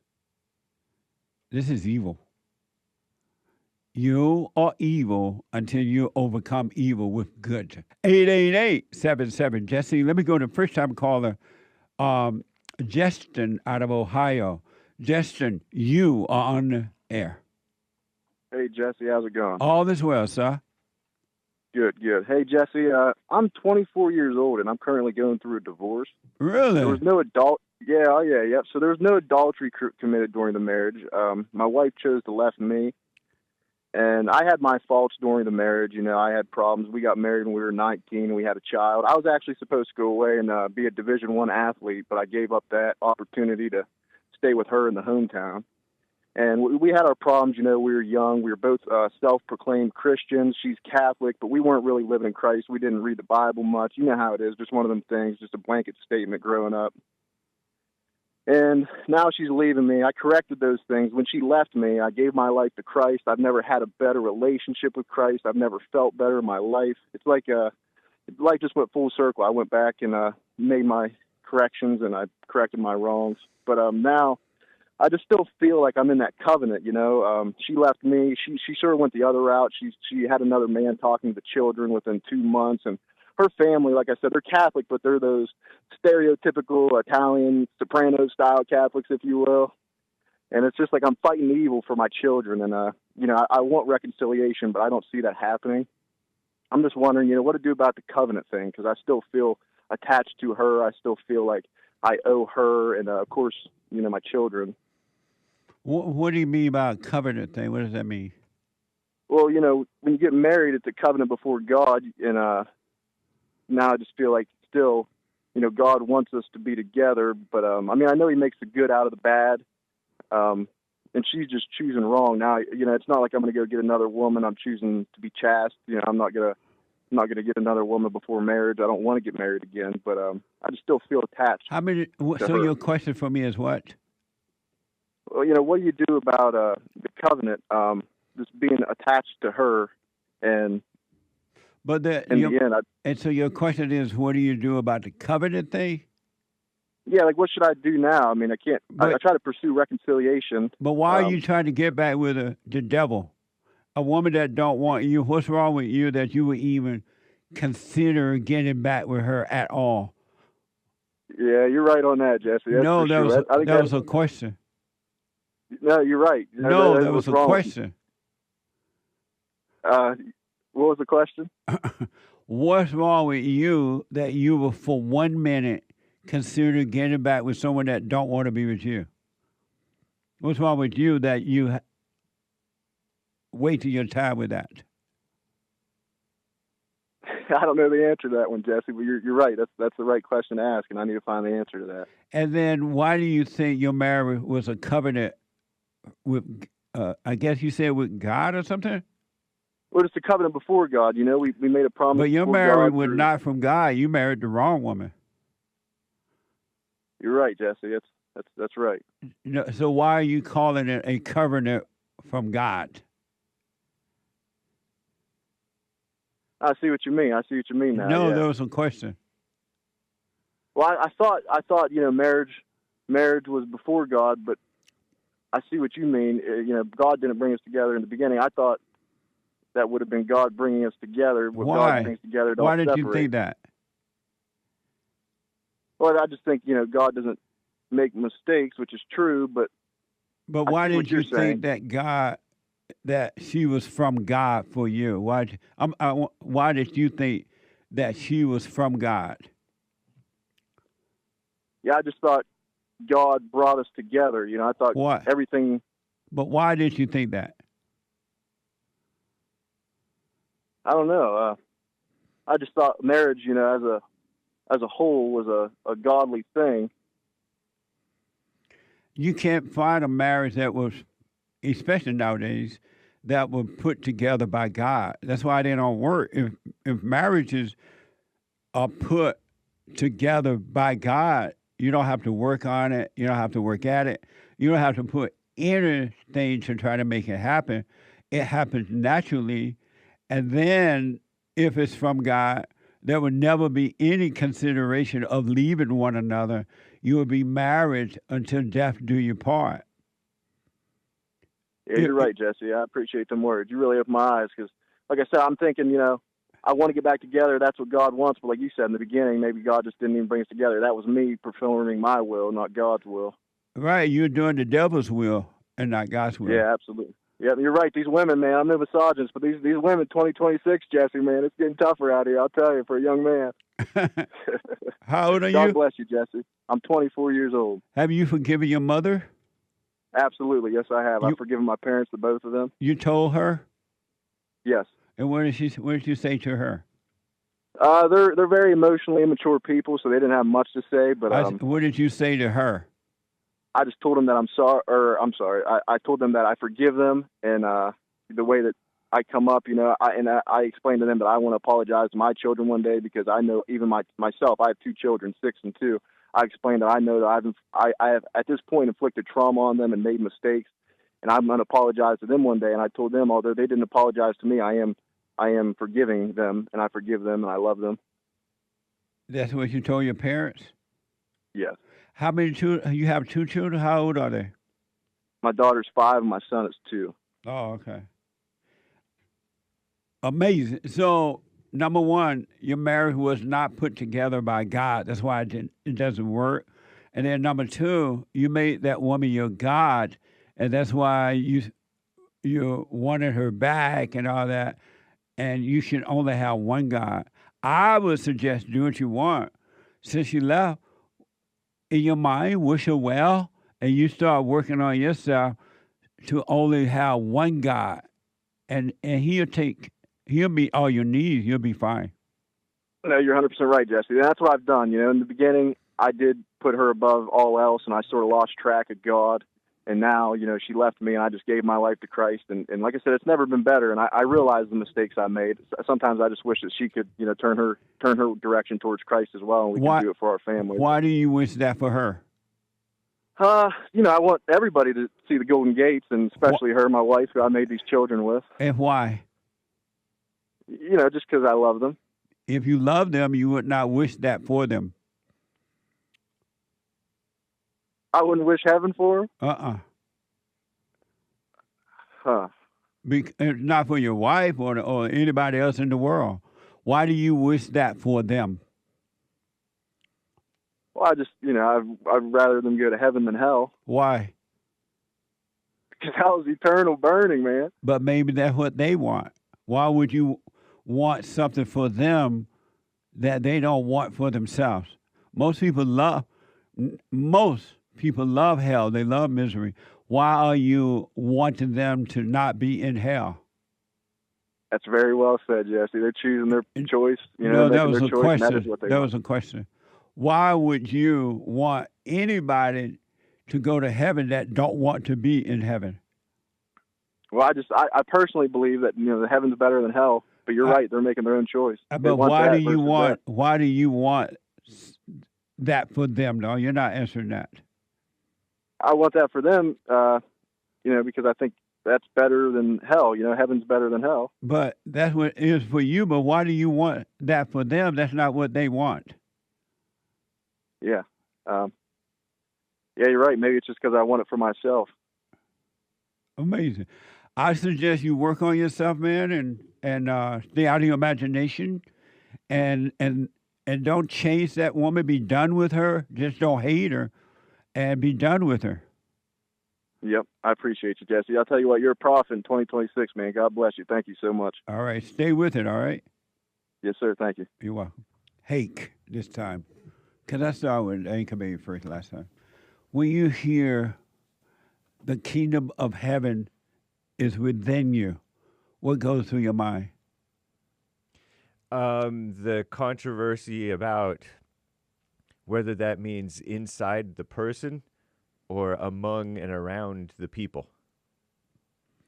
Did you know that there's a controversy about that? I don't know if it's a real controversy, but it's the interpretation of within you. Oh, As no, it first comes to mind. I've never heard that before. Yeah. And so when you hear you, what do you think that means? The kingdom of heaven is within you. What do you think that means? I have not heard about the controversy, by the way. To me, it's like God made us, and He set up His kingdom and everything that He made, and so it's available to anyone. It's like the term common sense is something that was given to everyone, I think, by God, but things and the devil and other people and ideas come in and separate you from your common sense. Similarly, we're separated from the kingdom of God, even though it's right there. And what is it? What is the kingdom? Just God's ability to follow God or whatever. You know what I mean? No. Yeah, I do. I shouldn't have asked. Right. I'm asking you. You're the expert here. Yes, I am. Yeah, I think that's the ability to Why be... Nick laugh when you say you are the expert? You say, I am. It's funny because it's true. The ability to just fall right in line with things going easy the way God meant it to go. Okay. Yeah. Anchor Baby, when you hear the kingdom of heaven, it's Bible Thumping Thursday, by the way.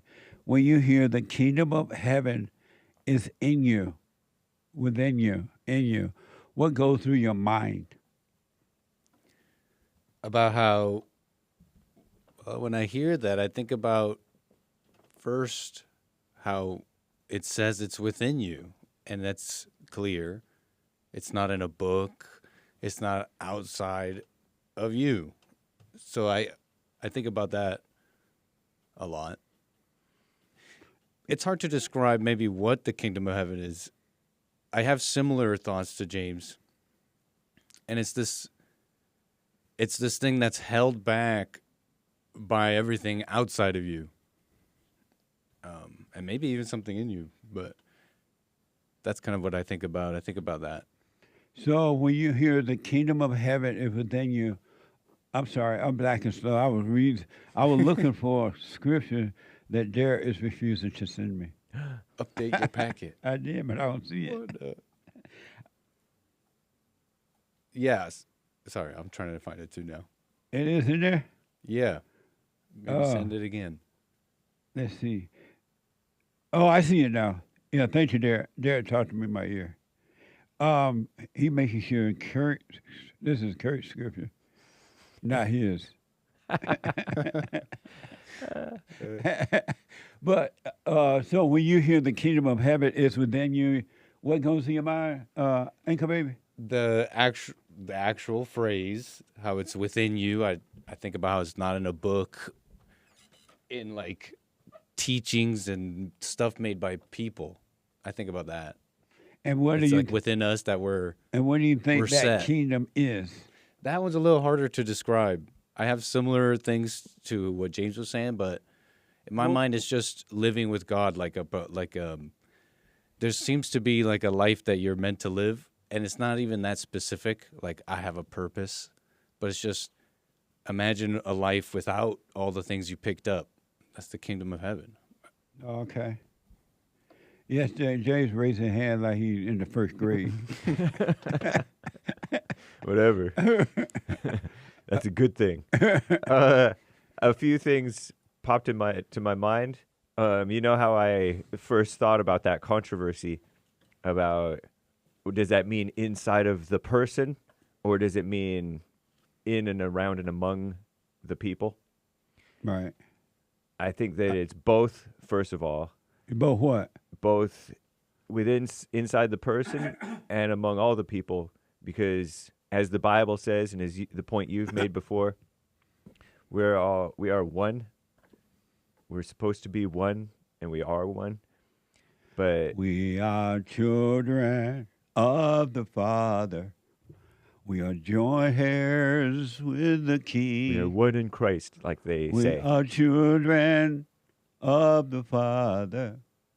We are family. We are one. Your naysayers have said that doesn't mean it's inside the individual person. It means that it's among the people, because they interpret it that way. And the interpretation and doubt sows doubts about what it plainly says. And that's like those thoughts that you said something about the assignment, about the thoughts this week. Yeah, have you been doing that? I forget what exactly it was. No, you haven't been doing it then. What, have you been doing it, Anchor Baby, this week? Yeah. What? To some degree. What was it? To watch every thought. To be a thought watcher this week, for 1 week only. And you've been doing it, Anchor Baby? I sang the song a lot. So I think so. It's Girl Watcher. I made a remix. Have you been doing it? Hey, oh no, because you forgot about it. Correct. You forgot what the assignment was. Yes. What a beta. Alpha. Alpha forgetter. But that's one of those things that... Well, what do they mean when they say among outside? I don't know.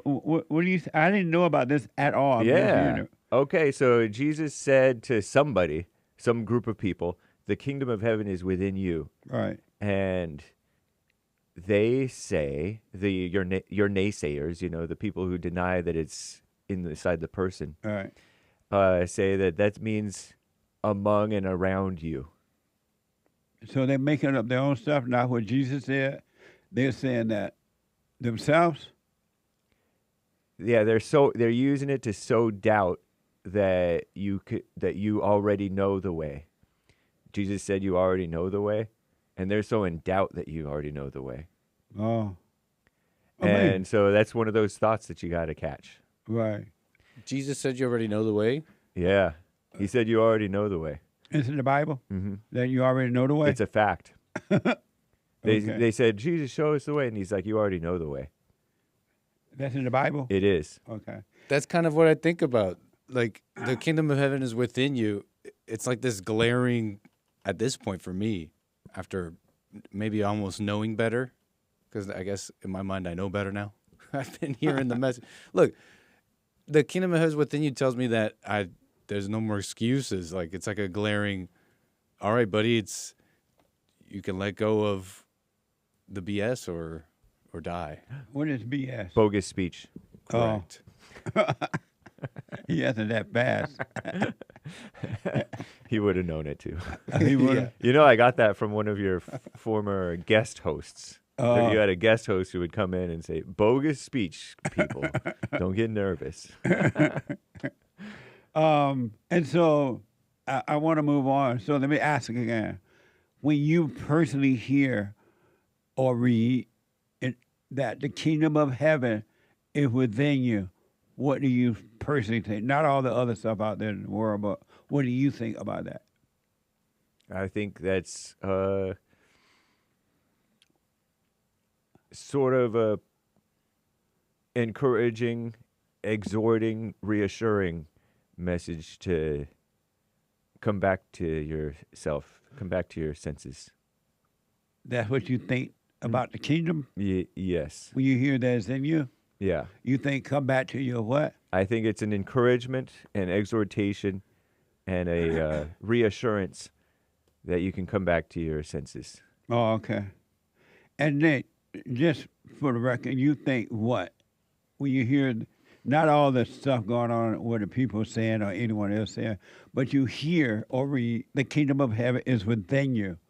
What do you think about that kingdom? Well, that phrase, it's a reminder to phrase, let go for me. I'm sorry? It's a reminder to let go. You think let go? Whatever I'm holding on to. Oh, okay. And that's usually like inside. It's hard to describe, but it's usually thoughts and stories. Okay. Interesting. And the reason I asked that was because I noticed that, and I didn't realize that until lately as I talked to other people.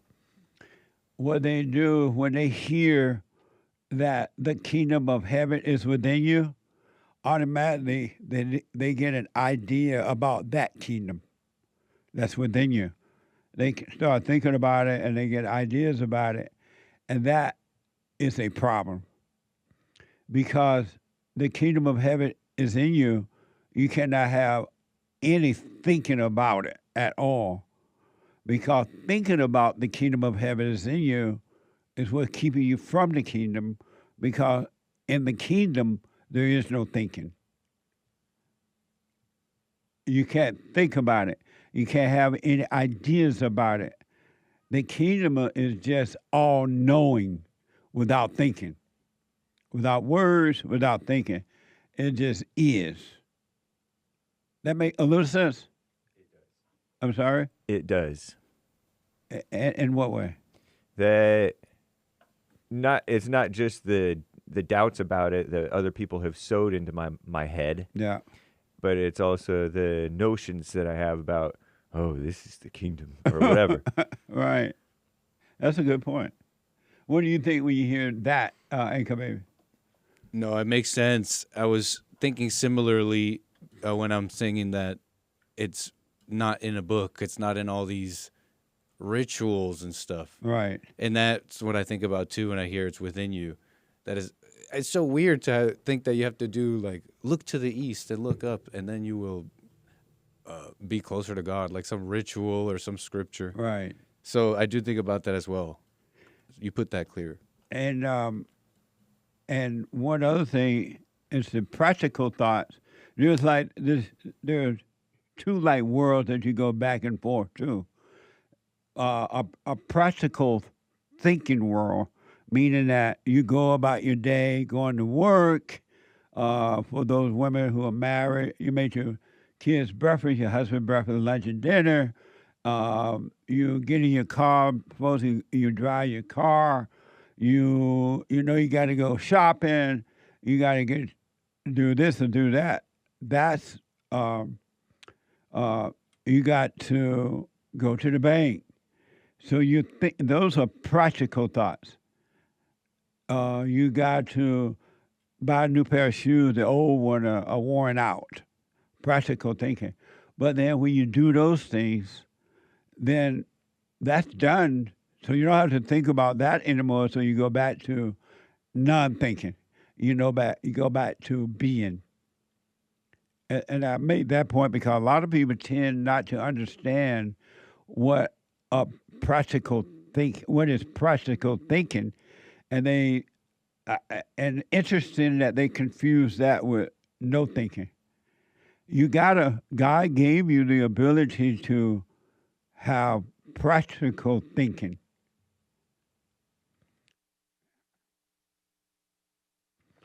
To use practical thinking. But then there's a no thinking world where you just know. And so because we are social beings, something like that, right? We got to communicate with one another.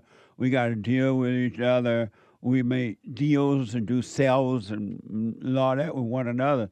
That's a social world, so we need that thinking, but you don't live by it. This other thinking with no ideas, is a higher thinking. It's the mind of God. And so I really want those who are working on themselves and those who may one day want to work on themselves to know the difference between practical thinking and no thinking. The spiritual life is no thinking. And it's so amazing, too, because when you can get to, and most people are not going to find this.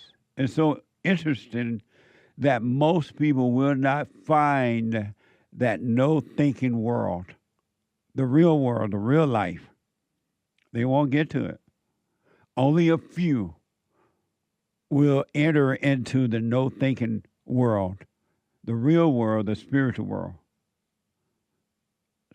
But most people won't. And it's just been that way since mankind. womankind, mankind, which means womankind too. And it's just only a few will enter because most people think, well, who will I be if I'm not thinking? Who will I be if I don't know what I want? Who will I be if this or that, right? And they are scared, afraid to let that go. And yet, it's not them, it's that they have identified with an illusion. There's a story in the Bible, in Genesis, where, long story short, and because of time, there was this order, a perfect order, a perfect law, a perfect love given to mankind by God. And that order, whether you like it or not, accept it or not, live by it or not, it's up to you, of God and Christ, Christ and man, man over woman, and woman over children. And so if you follow that order, your life will be amazing. But, and so God said to Adam, love your father. And Adam knew already to love his father more than his wife or anyone. And as long as Adam loved his father, and life is about turning you away from your father. Evil is about that. Life is about a return to the Father. And a lot of people wonder, what is salvation? What is salvation? Salvation is about a return to the Father. Coming back home. A return home. A returning to the Father. And every human being on the planet, no matter what race of money or whatever, Jew or Gentile, must return to the Father if they want to have life, real life.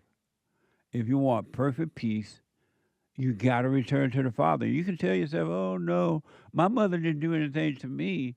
My mother was good. You're lying. And you can lie and live in your lie and suffer, really. But all who are born of the woman must be born of the Father, men and women. You can read the Bible, you can read the Quran, you can read the Jewish Bible, whatever the Jewish Bible is. You can read the Mormon Bible, you can read Scientology Bible, you can read all the Bible. You can read that Bible there when they wish him Mary, whatever you do. It ain't going to do nothing for you, but it keeps you in darkness. It builds the intellect, but it doesn't make you free. It makes your soul weary. And so God said to Adam to love him, and he did. And then he gave Adam a wife because he was tired of making human beings from his hands, from the dust. And he wanted you to love him of your own choice, not because you were forced to love him. So he made the woman. And the woman came from the man, and the man came from God. And Adam said, and then God told Adam, this woman is of your bone. She's of your body. She's for you. Okay. So they got together. They had a nice time because the order was still there. God and Christ, Christ and man, man over woman, woman over children if they have children. And things were fine, perfect. They were having fun. They just had a life. And there was no evil in them. Think about that. No evil in them. Zero evil in Adam and Eve. And then one day, long story short, Eve went out on her own, and the man wasn't there, and the devil convinced her to love him. And don't listen to your husband. You love me. Don't listen to your husband. You can be a free woman. You can vote. You can be independent. You can throw your bra off. You can lift weights. You can do just what men do. She's like, oh, okay, long story short. And she believed him. And then Adam, she went back home, and Adam knew something had changed. His wife didn't seem the same. She was now angry and jealous. She wanted to be like him. She was saying, no, I'm not going to listen to you. You're not my boss. I'm not. What's going to happen if you're wrong? I'm not going to listen to you. And he's like, what happened? My wife has turned away from me. And now she had evil in her.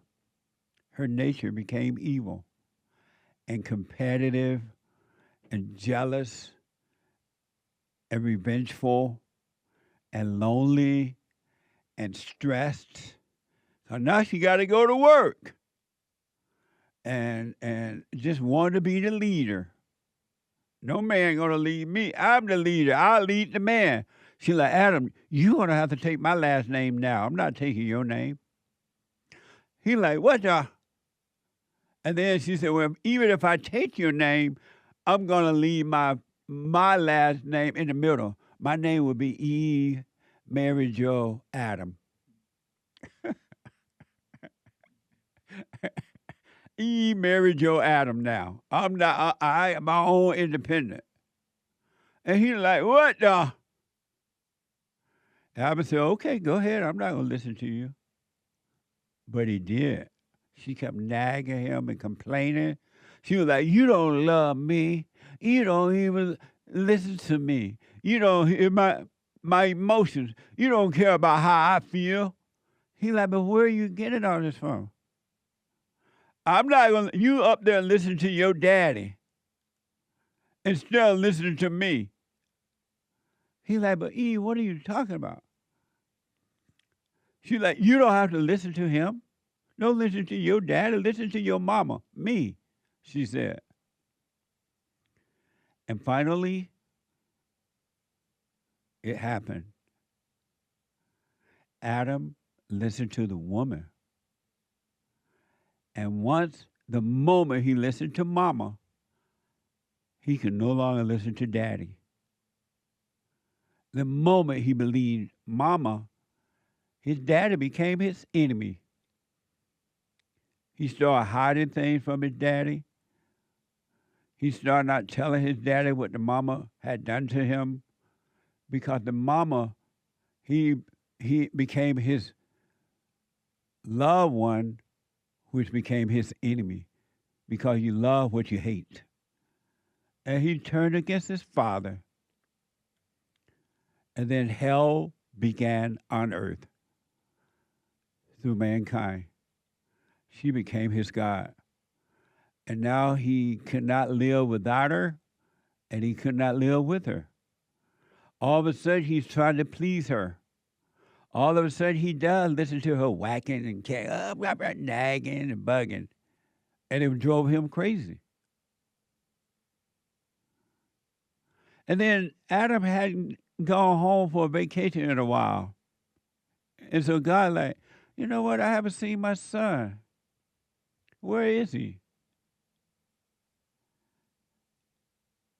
I haven't seen my son. Where's my son? So he went looking for him. He flew down to Florida. He went up to New York. He even visited California.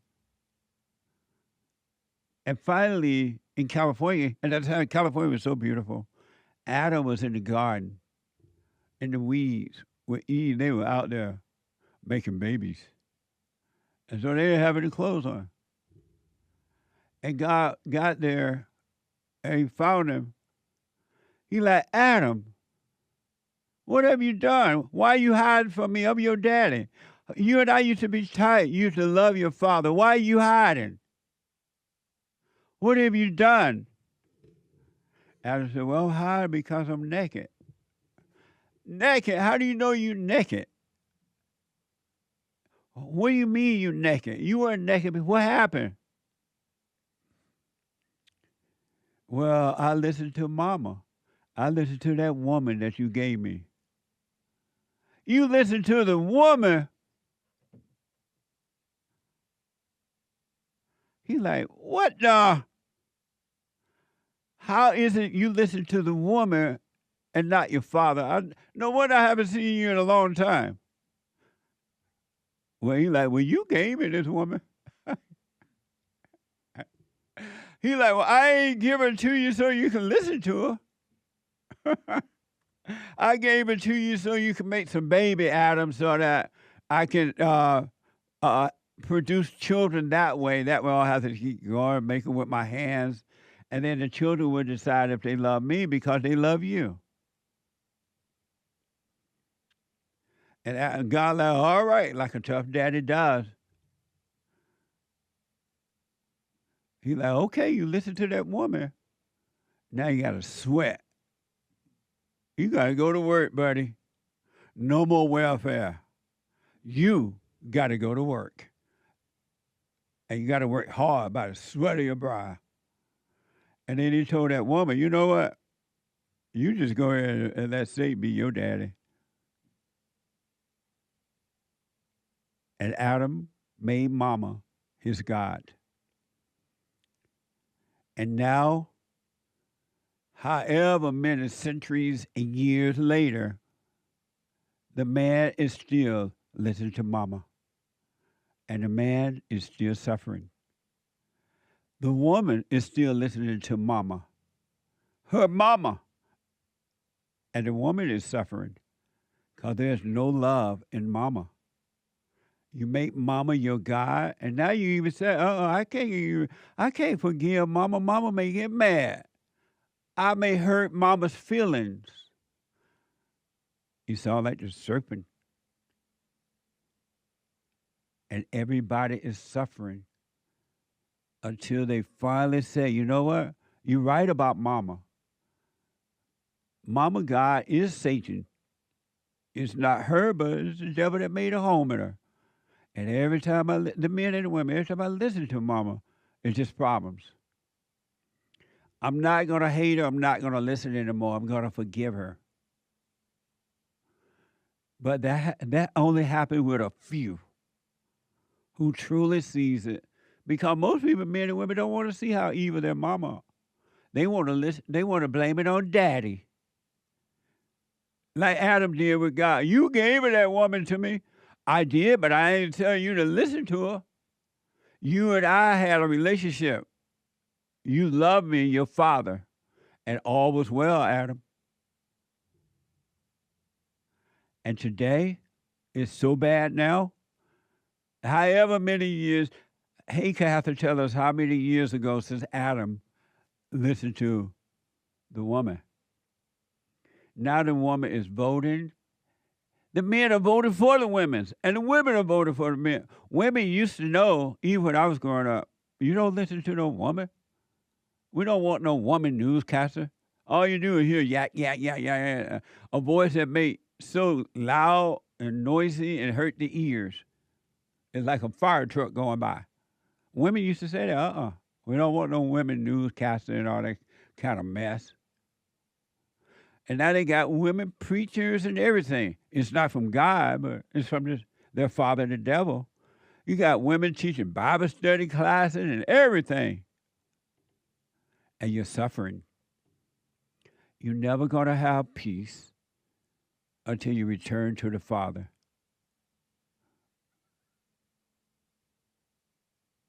Until you return to the Father. Salvation is not about going down to the front of the church and accepting Jesus as your Lord and Savior and believe he died on the cross. That ain't getting you nowhere but deeper into your ego. You must return to the Father. And now I want to show you Eve at work. It's just getting worse. I can't tell you the number of men and women who are suffering because they have female bosses. Or they listen to a female preacher or a female Bible study teacher or a female anything. The reality is human beings are suffering from it. And yet you push it as though it's good. You broke that order, and you didn't do it. It happened to you as a little kid when you listened to your mama and she got mad because you love your father.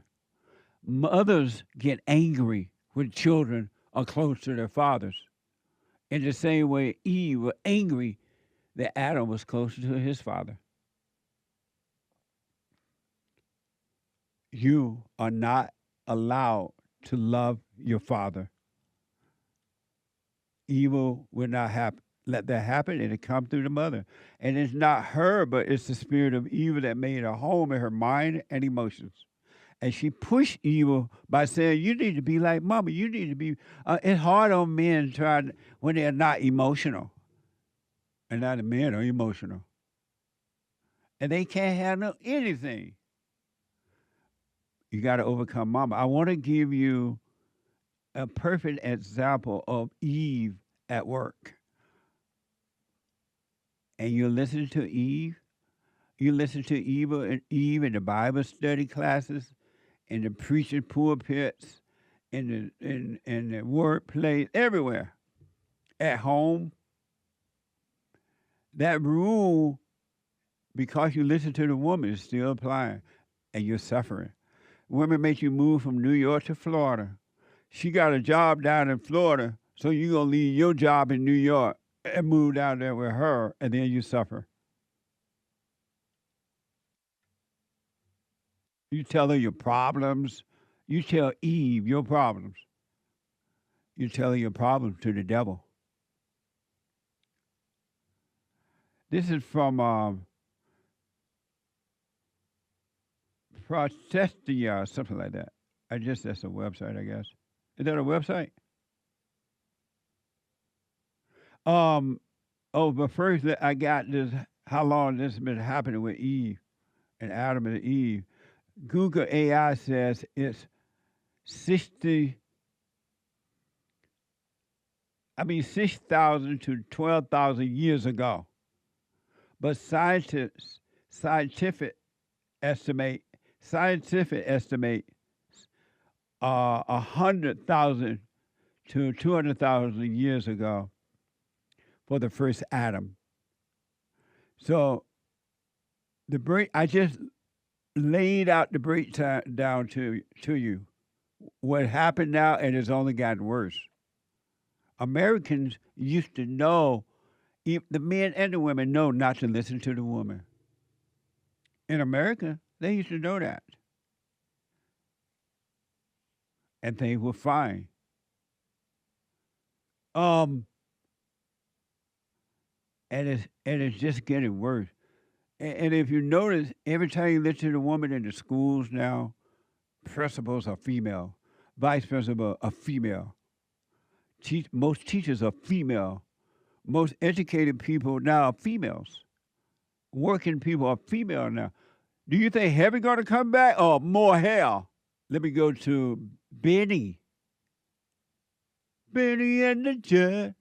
Benny, a first-time caller out of Illinois, out of Chicago. Benny, you are on the air. Hey, Jesse. This is Benny from Chicago. Hey, Benny and the Judge. Benny. Yes, sir. Oh, you know that's all right. And finally. I got to. Yes, sir. Go ahead, Benny. My question to you, Jesse, a little context. Well, I'll just ask you, how do you build a career following the light? How do you establish a career following God after you release everything? How I'm recently unemployed. I've been doing the silent prayer. That morning I got fired. I in my silent prayer, I said, please, something needs to change. This job is for money, and I'm letting go of it. But now I'm unemployed. But I want to stay with it. I want to stay with the light. I want to stay present. I want to stay. Why did you let your job go? I got fired. Oh, okay. Well, you build a career by not building a career. Don't think of it as a career. You stay present, loving what's right, and being guided by the light, and then go get a job so you can keep food on your table, a roof over your head, and put gas in your car. And that will happen naturally. You will have a job. One thing will lead to another. You won't identify with the job.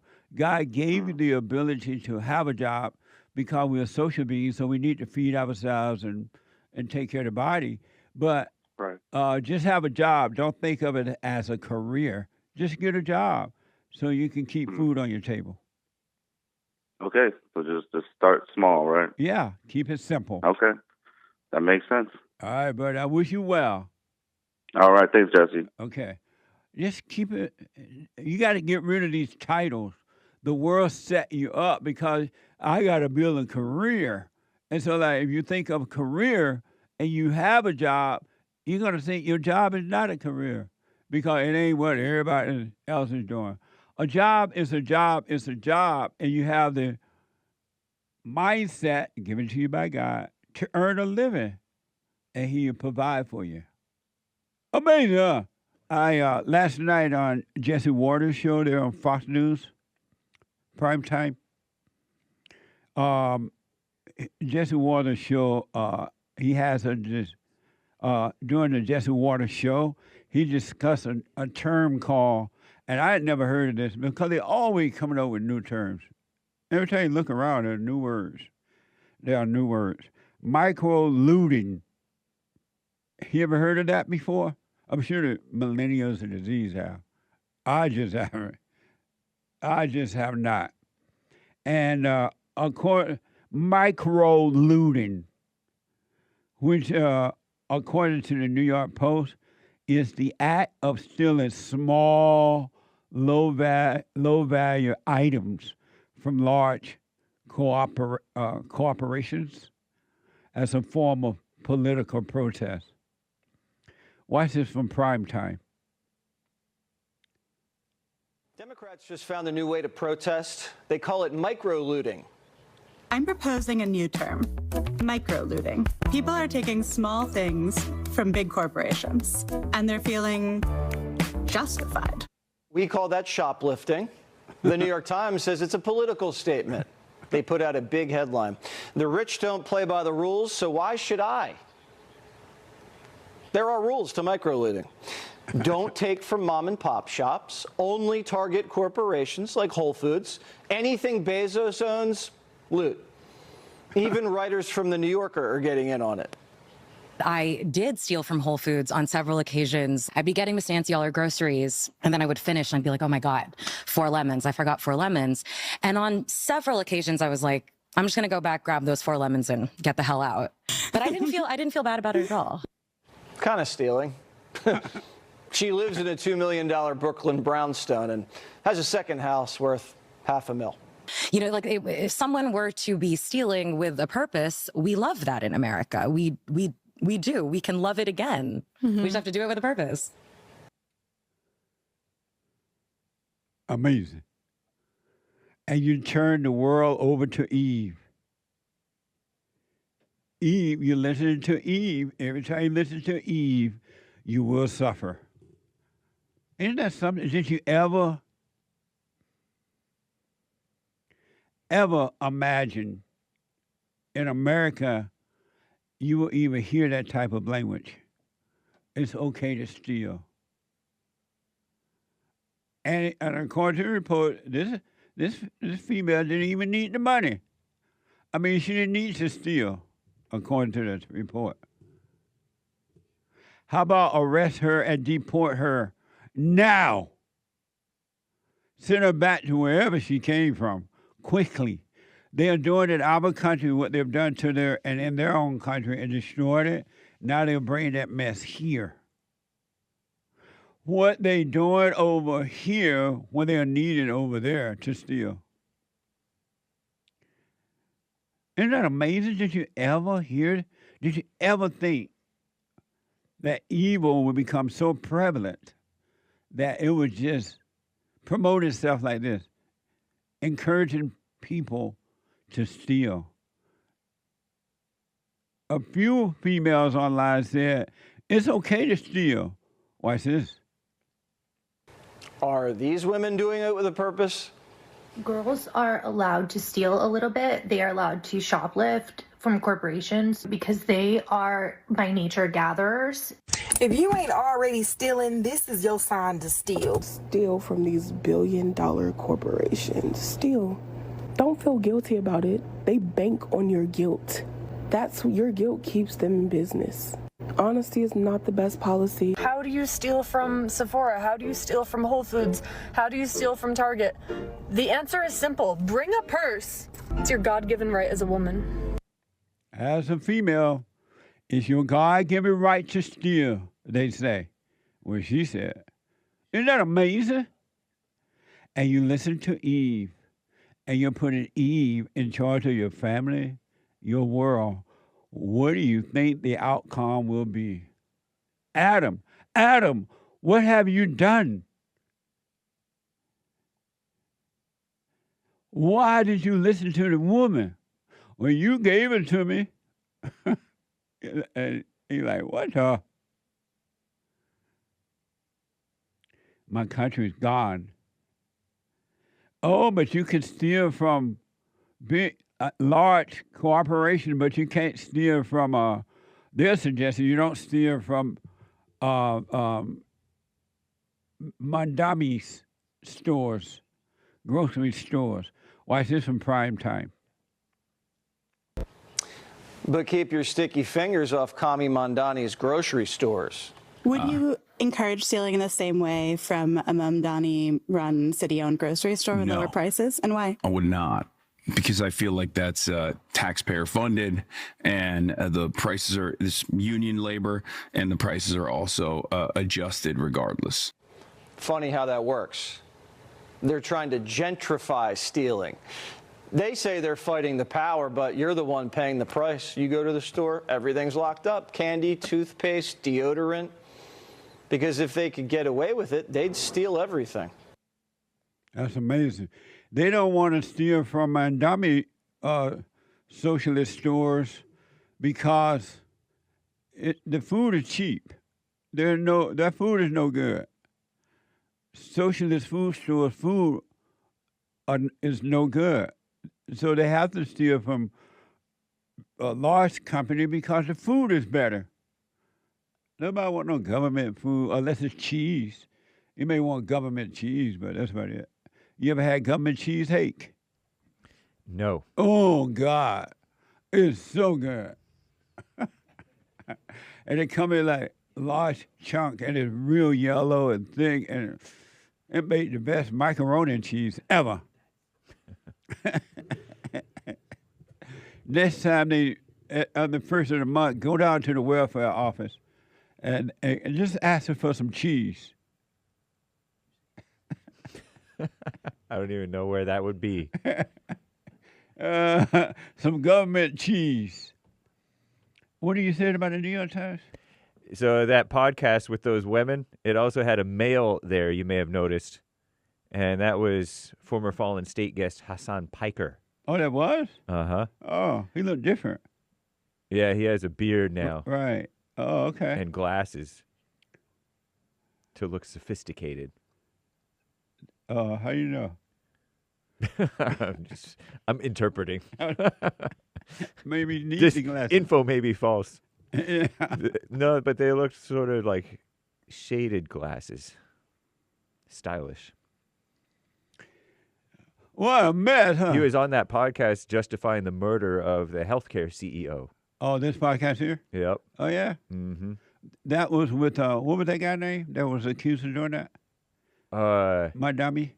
No. Mamdani didn't kill the CEO. No, his name, not the mayor of Mamdani. There are more than one Mamdani in those people culture, right? Right, but Luigi Mangione. Yeah. Not Mamdani, but Mangione.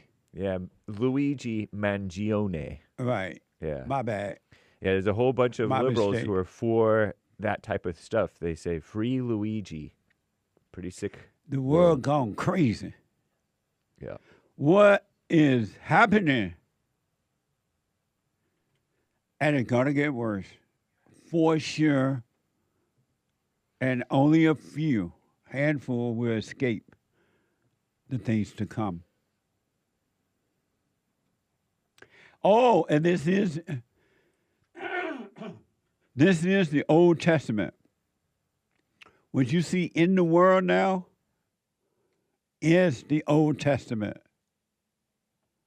The New Testament, the new way of living, the new life It's inside of you. And you can live from there right inside of you, right here on earth. But you got to go within and live from within. You got to live from within. Isn't that amazing? It's going to get bad, folks. And just becoming religious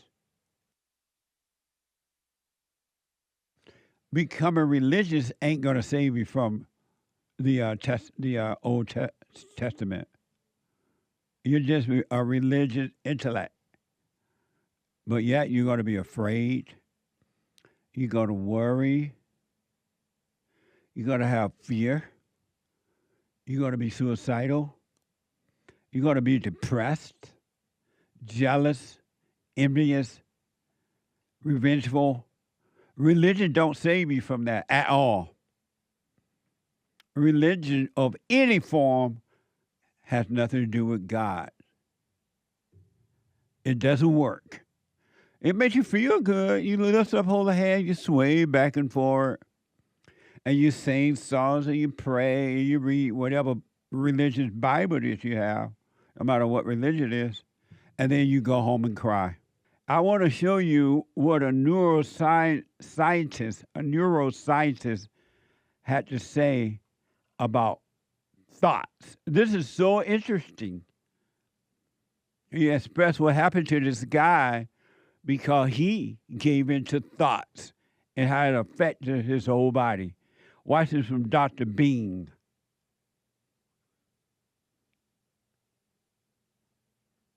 This case I'm about to tell you blew my mind, and it's a perfect example of just how powerful your brain is. A 26-year-old guy goes through a really tough breakup, and he felt hopeless, and in that moment, he took all of his antidepressant pills, and almost immediately regrets it, and he wants to live. So he goes to the ER, tells the medical staff what happened, and then he collapses. His blood pressure is dangerously low, his heart is racing, he's sweating, and he's lethargic. But here's the twist.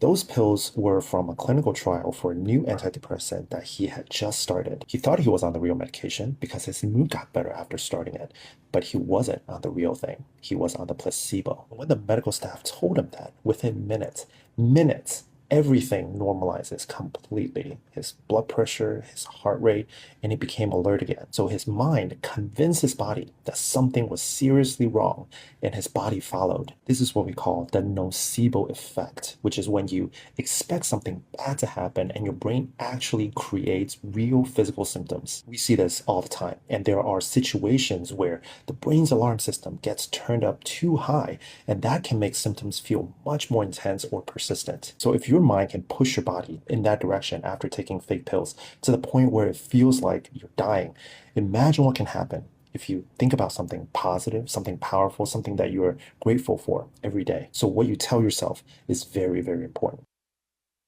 I rest my case. That is so deep and such an amazing example of what the thoughts do to you.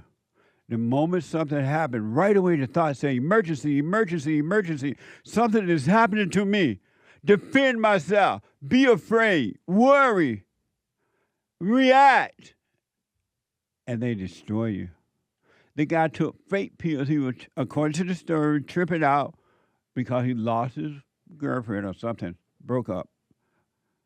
And he took what he thought was pills to try to kill himself. And then he changed his mind. He took all these pills, according to the story of this doctor, this person. He took all these pills, and then all of a sudden he changed his mind. I don't want to die. What the? And he ran to the emergency room and told them, I took some pills. I am dying, according to the story. And he believed it, that he was dying, not even knowing that he had taken fake pills. They weren't even real. And he felt like he was dying because he believed it. And they were like, sir, ain't nothing, you ain't dying. What the? And all of a sudden, he's like, I'm not. No, sir, it's in your mind. And his whole body recovered Blood pressure went back to normal, according to this person. Everything's fine. You believe lies. You think there is someone there to protect. You think there's someone there to save. You think there's someone there that could be hurt. And you think you have something to protect. It's a lie. The Spirit of Truth told you those thoughts are not your own. Those thoughts are not from Him. Who do you think they're coming from? If they're not from you and they're not from the Creator, who are they coming from? And why do you keep identifying with them? Isn't that like an amazing story? And the effect that thought can have on you. It's just a thought. Catch it before it bring on the emotions, you would never feel it. It's just a thought. What's wrong with you? Wake up. It's just a thought. And you say, oh, no, it's too hard to do this. It's too hard to be still to know the truth. It's too hard. It's not. Not if you stop trying to know it. Just watch it without any effort at all. You go to a movie theater, the big screen is showing you the movie. You don't have to put any effort in that. Same thing with the thoughts. It's just a thought. If you're black, it's just a thought. Let me go back to Jimmy. That is such an amazing. It reminded me of some years ago now. I interviewed a guy from who jumped off, according to him. He jumped off the Golden Gate Bridge there in San Francisco. He jumped off the bridge. And while he was going down, he had a change of mind. He was like, what the? I don't want to die. And he survived. The thought told him to jump off. And he survived. The Golden Gate Bridge, have you ever been there or seen it in a movie or a picture? It's like way up there. And on his way down, he realized, I don't want to die. He came back to reality, back to life. Come to life, come to reality, whenever you want it. Oh, let me go back to Pearl real fast here. Hey, Pearl. Hey, Jesse. Isn't that amazing? I'm on a silver coin now. Isn't that amazing? That's awesome. Your face is on it? Yes. You got to watch the commercial to see it. Isn't there something? Can I get like the penny or something? The penny don't sell anymore, I'm told. Oh, okay. Damn. So here's that soundbite that you mentioned about the football player, the coach, and this woman. Watch this. New England Patriots head coach Mike Vrabel speaking out about those controversial tabloid photos, capturing him and longtime NFL reporter Diana Rossini at an Arizona resort. I've had some difficult conversations with people that I care about. The firestorm first ignited when the pair, who are both married to other people, were snapped holding hands, hugging, and lounging poolside together. Both have previously denied any wrongdoing, saying the photos were taken out of context. We never want to be the cause of a distraction. There's going to be some dirty games out there. NBC News has learned Vrabel, who led the Patriots to the Super Bowl earlier this year, is not being investigated by the NFL. But The Athletic, which is owned by the New York Times, did launch a review of Rossini's conduct before she stepped down. Rossini said she decided to step down because she didn't want to lend the episode further oxygen or let it define me or my career. Can I borrow your whistle? No. 50 seconds. No. 50. Now at the center of controversy, the head coach's latest remarks driving divided reaction. He did what he had to do to protect the team. It was garbage. It was trash. You should be fired. Are you surprised he didn't provide more context around the photos? I'm definitely a little surprised he didn't provide more context, but I think as long as he addressed it clearly with the players, I think that'll matter more to them than what he says publicly. Amazing. And Hake, you said that the claim of the reporter. Oh yeah, I looked it up on Brave AI about if she named the her kid after him. And they claim it's online speculation, not verified, but it was, I think, based on a tweet from several years ago from this gal joking about her newborn son, Michael. And that's the same name as the head coach, Michael. The best Michaels in the NFL.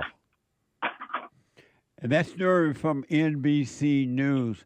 So, Pearl, what if in order for us to overcome the world, first of all, we got to overcome the world within ourselves. We got to stop doing what the world is doing if we want to be free of it. And the world is always in other people's business. They're gossiping, they're judgmental, they're hateful.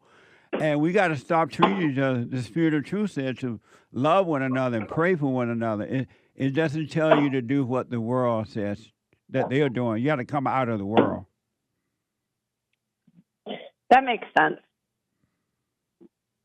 Are you making breakfast or something? Oh, I'm sorry. It was so loud. I was just stocking my fridge. Sorry. My bad. I was just moving something. I didn't realize you could hear it. Amazing.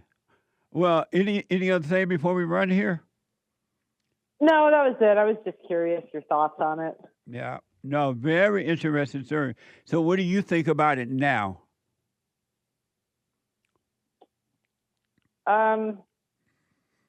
I think it's kind of funny that the husband hired a PI and just didn't say anything.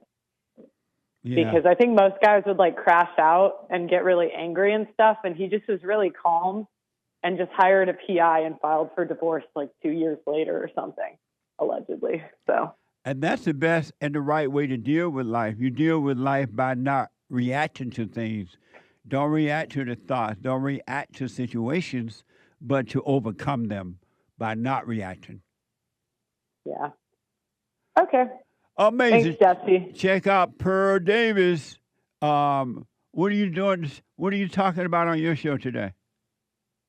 Oh, I don't have a show today. I'm running a half marathon this weekend, so I'm going to where they're running. Amazing. Well, I hope you win. Oh, I'm not going to win. I'm slow. I just want to finish. Amazing. Good to hear from you, Pearl. Good to hear from you, Jesse. All right. Bye now. Amazing. And don't forget to like, follow, tweet, subscribe, and share the Jesse Lee Peterson radio show, folks. We really appreciate it.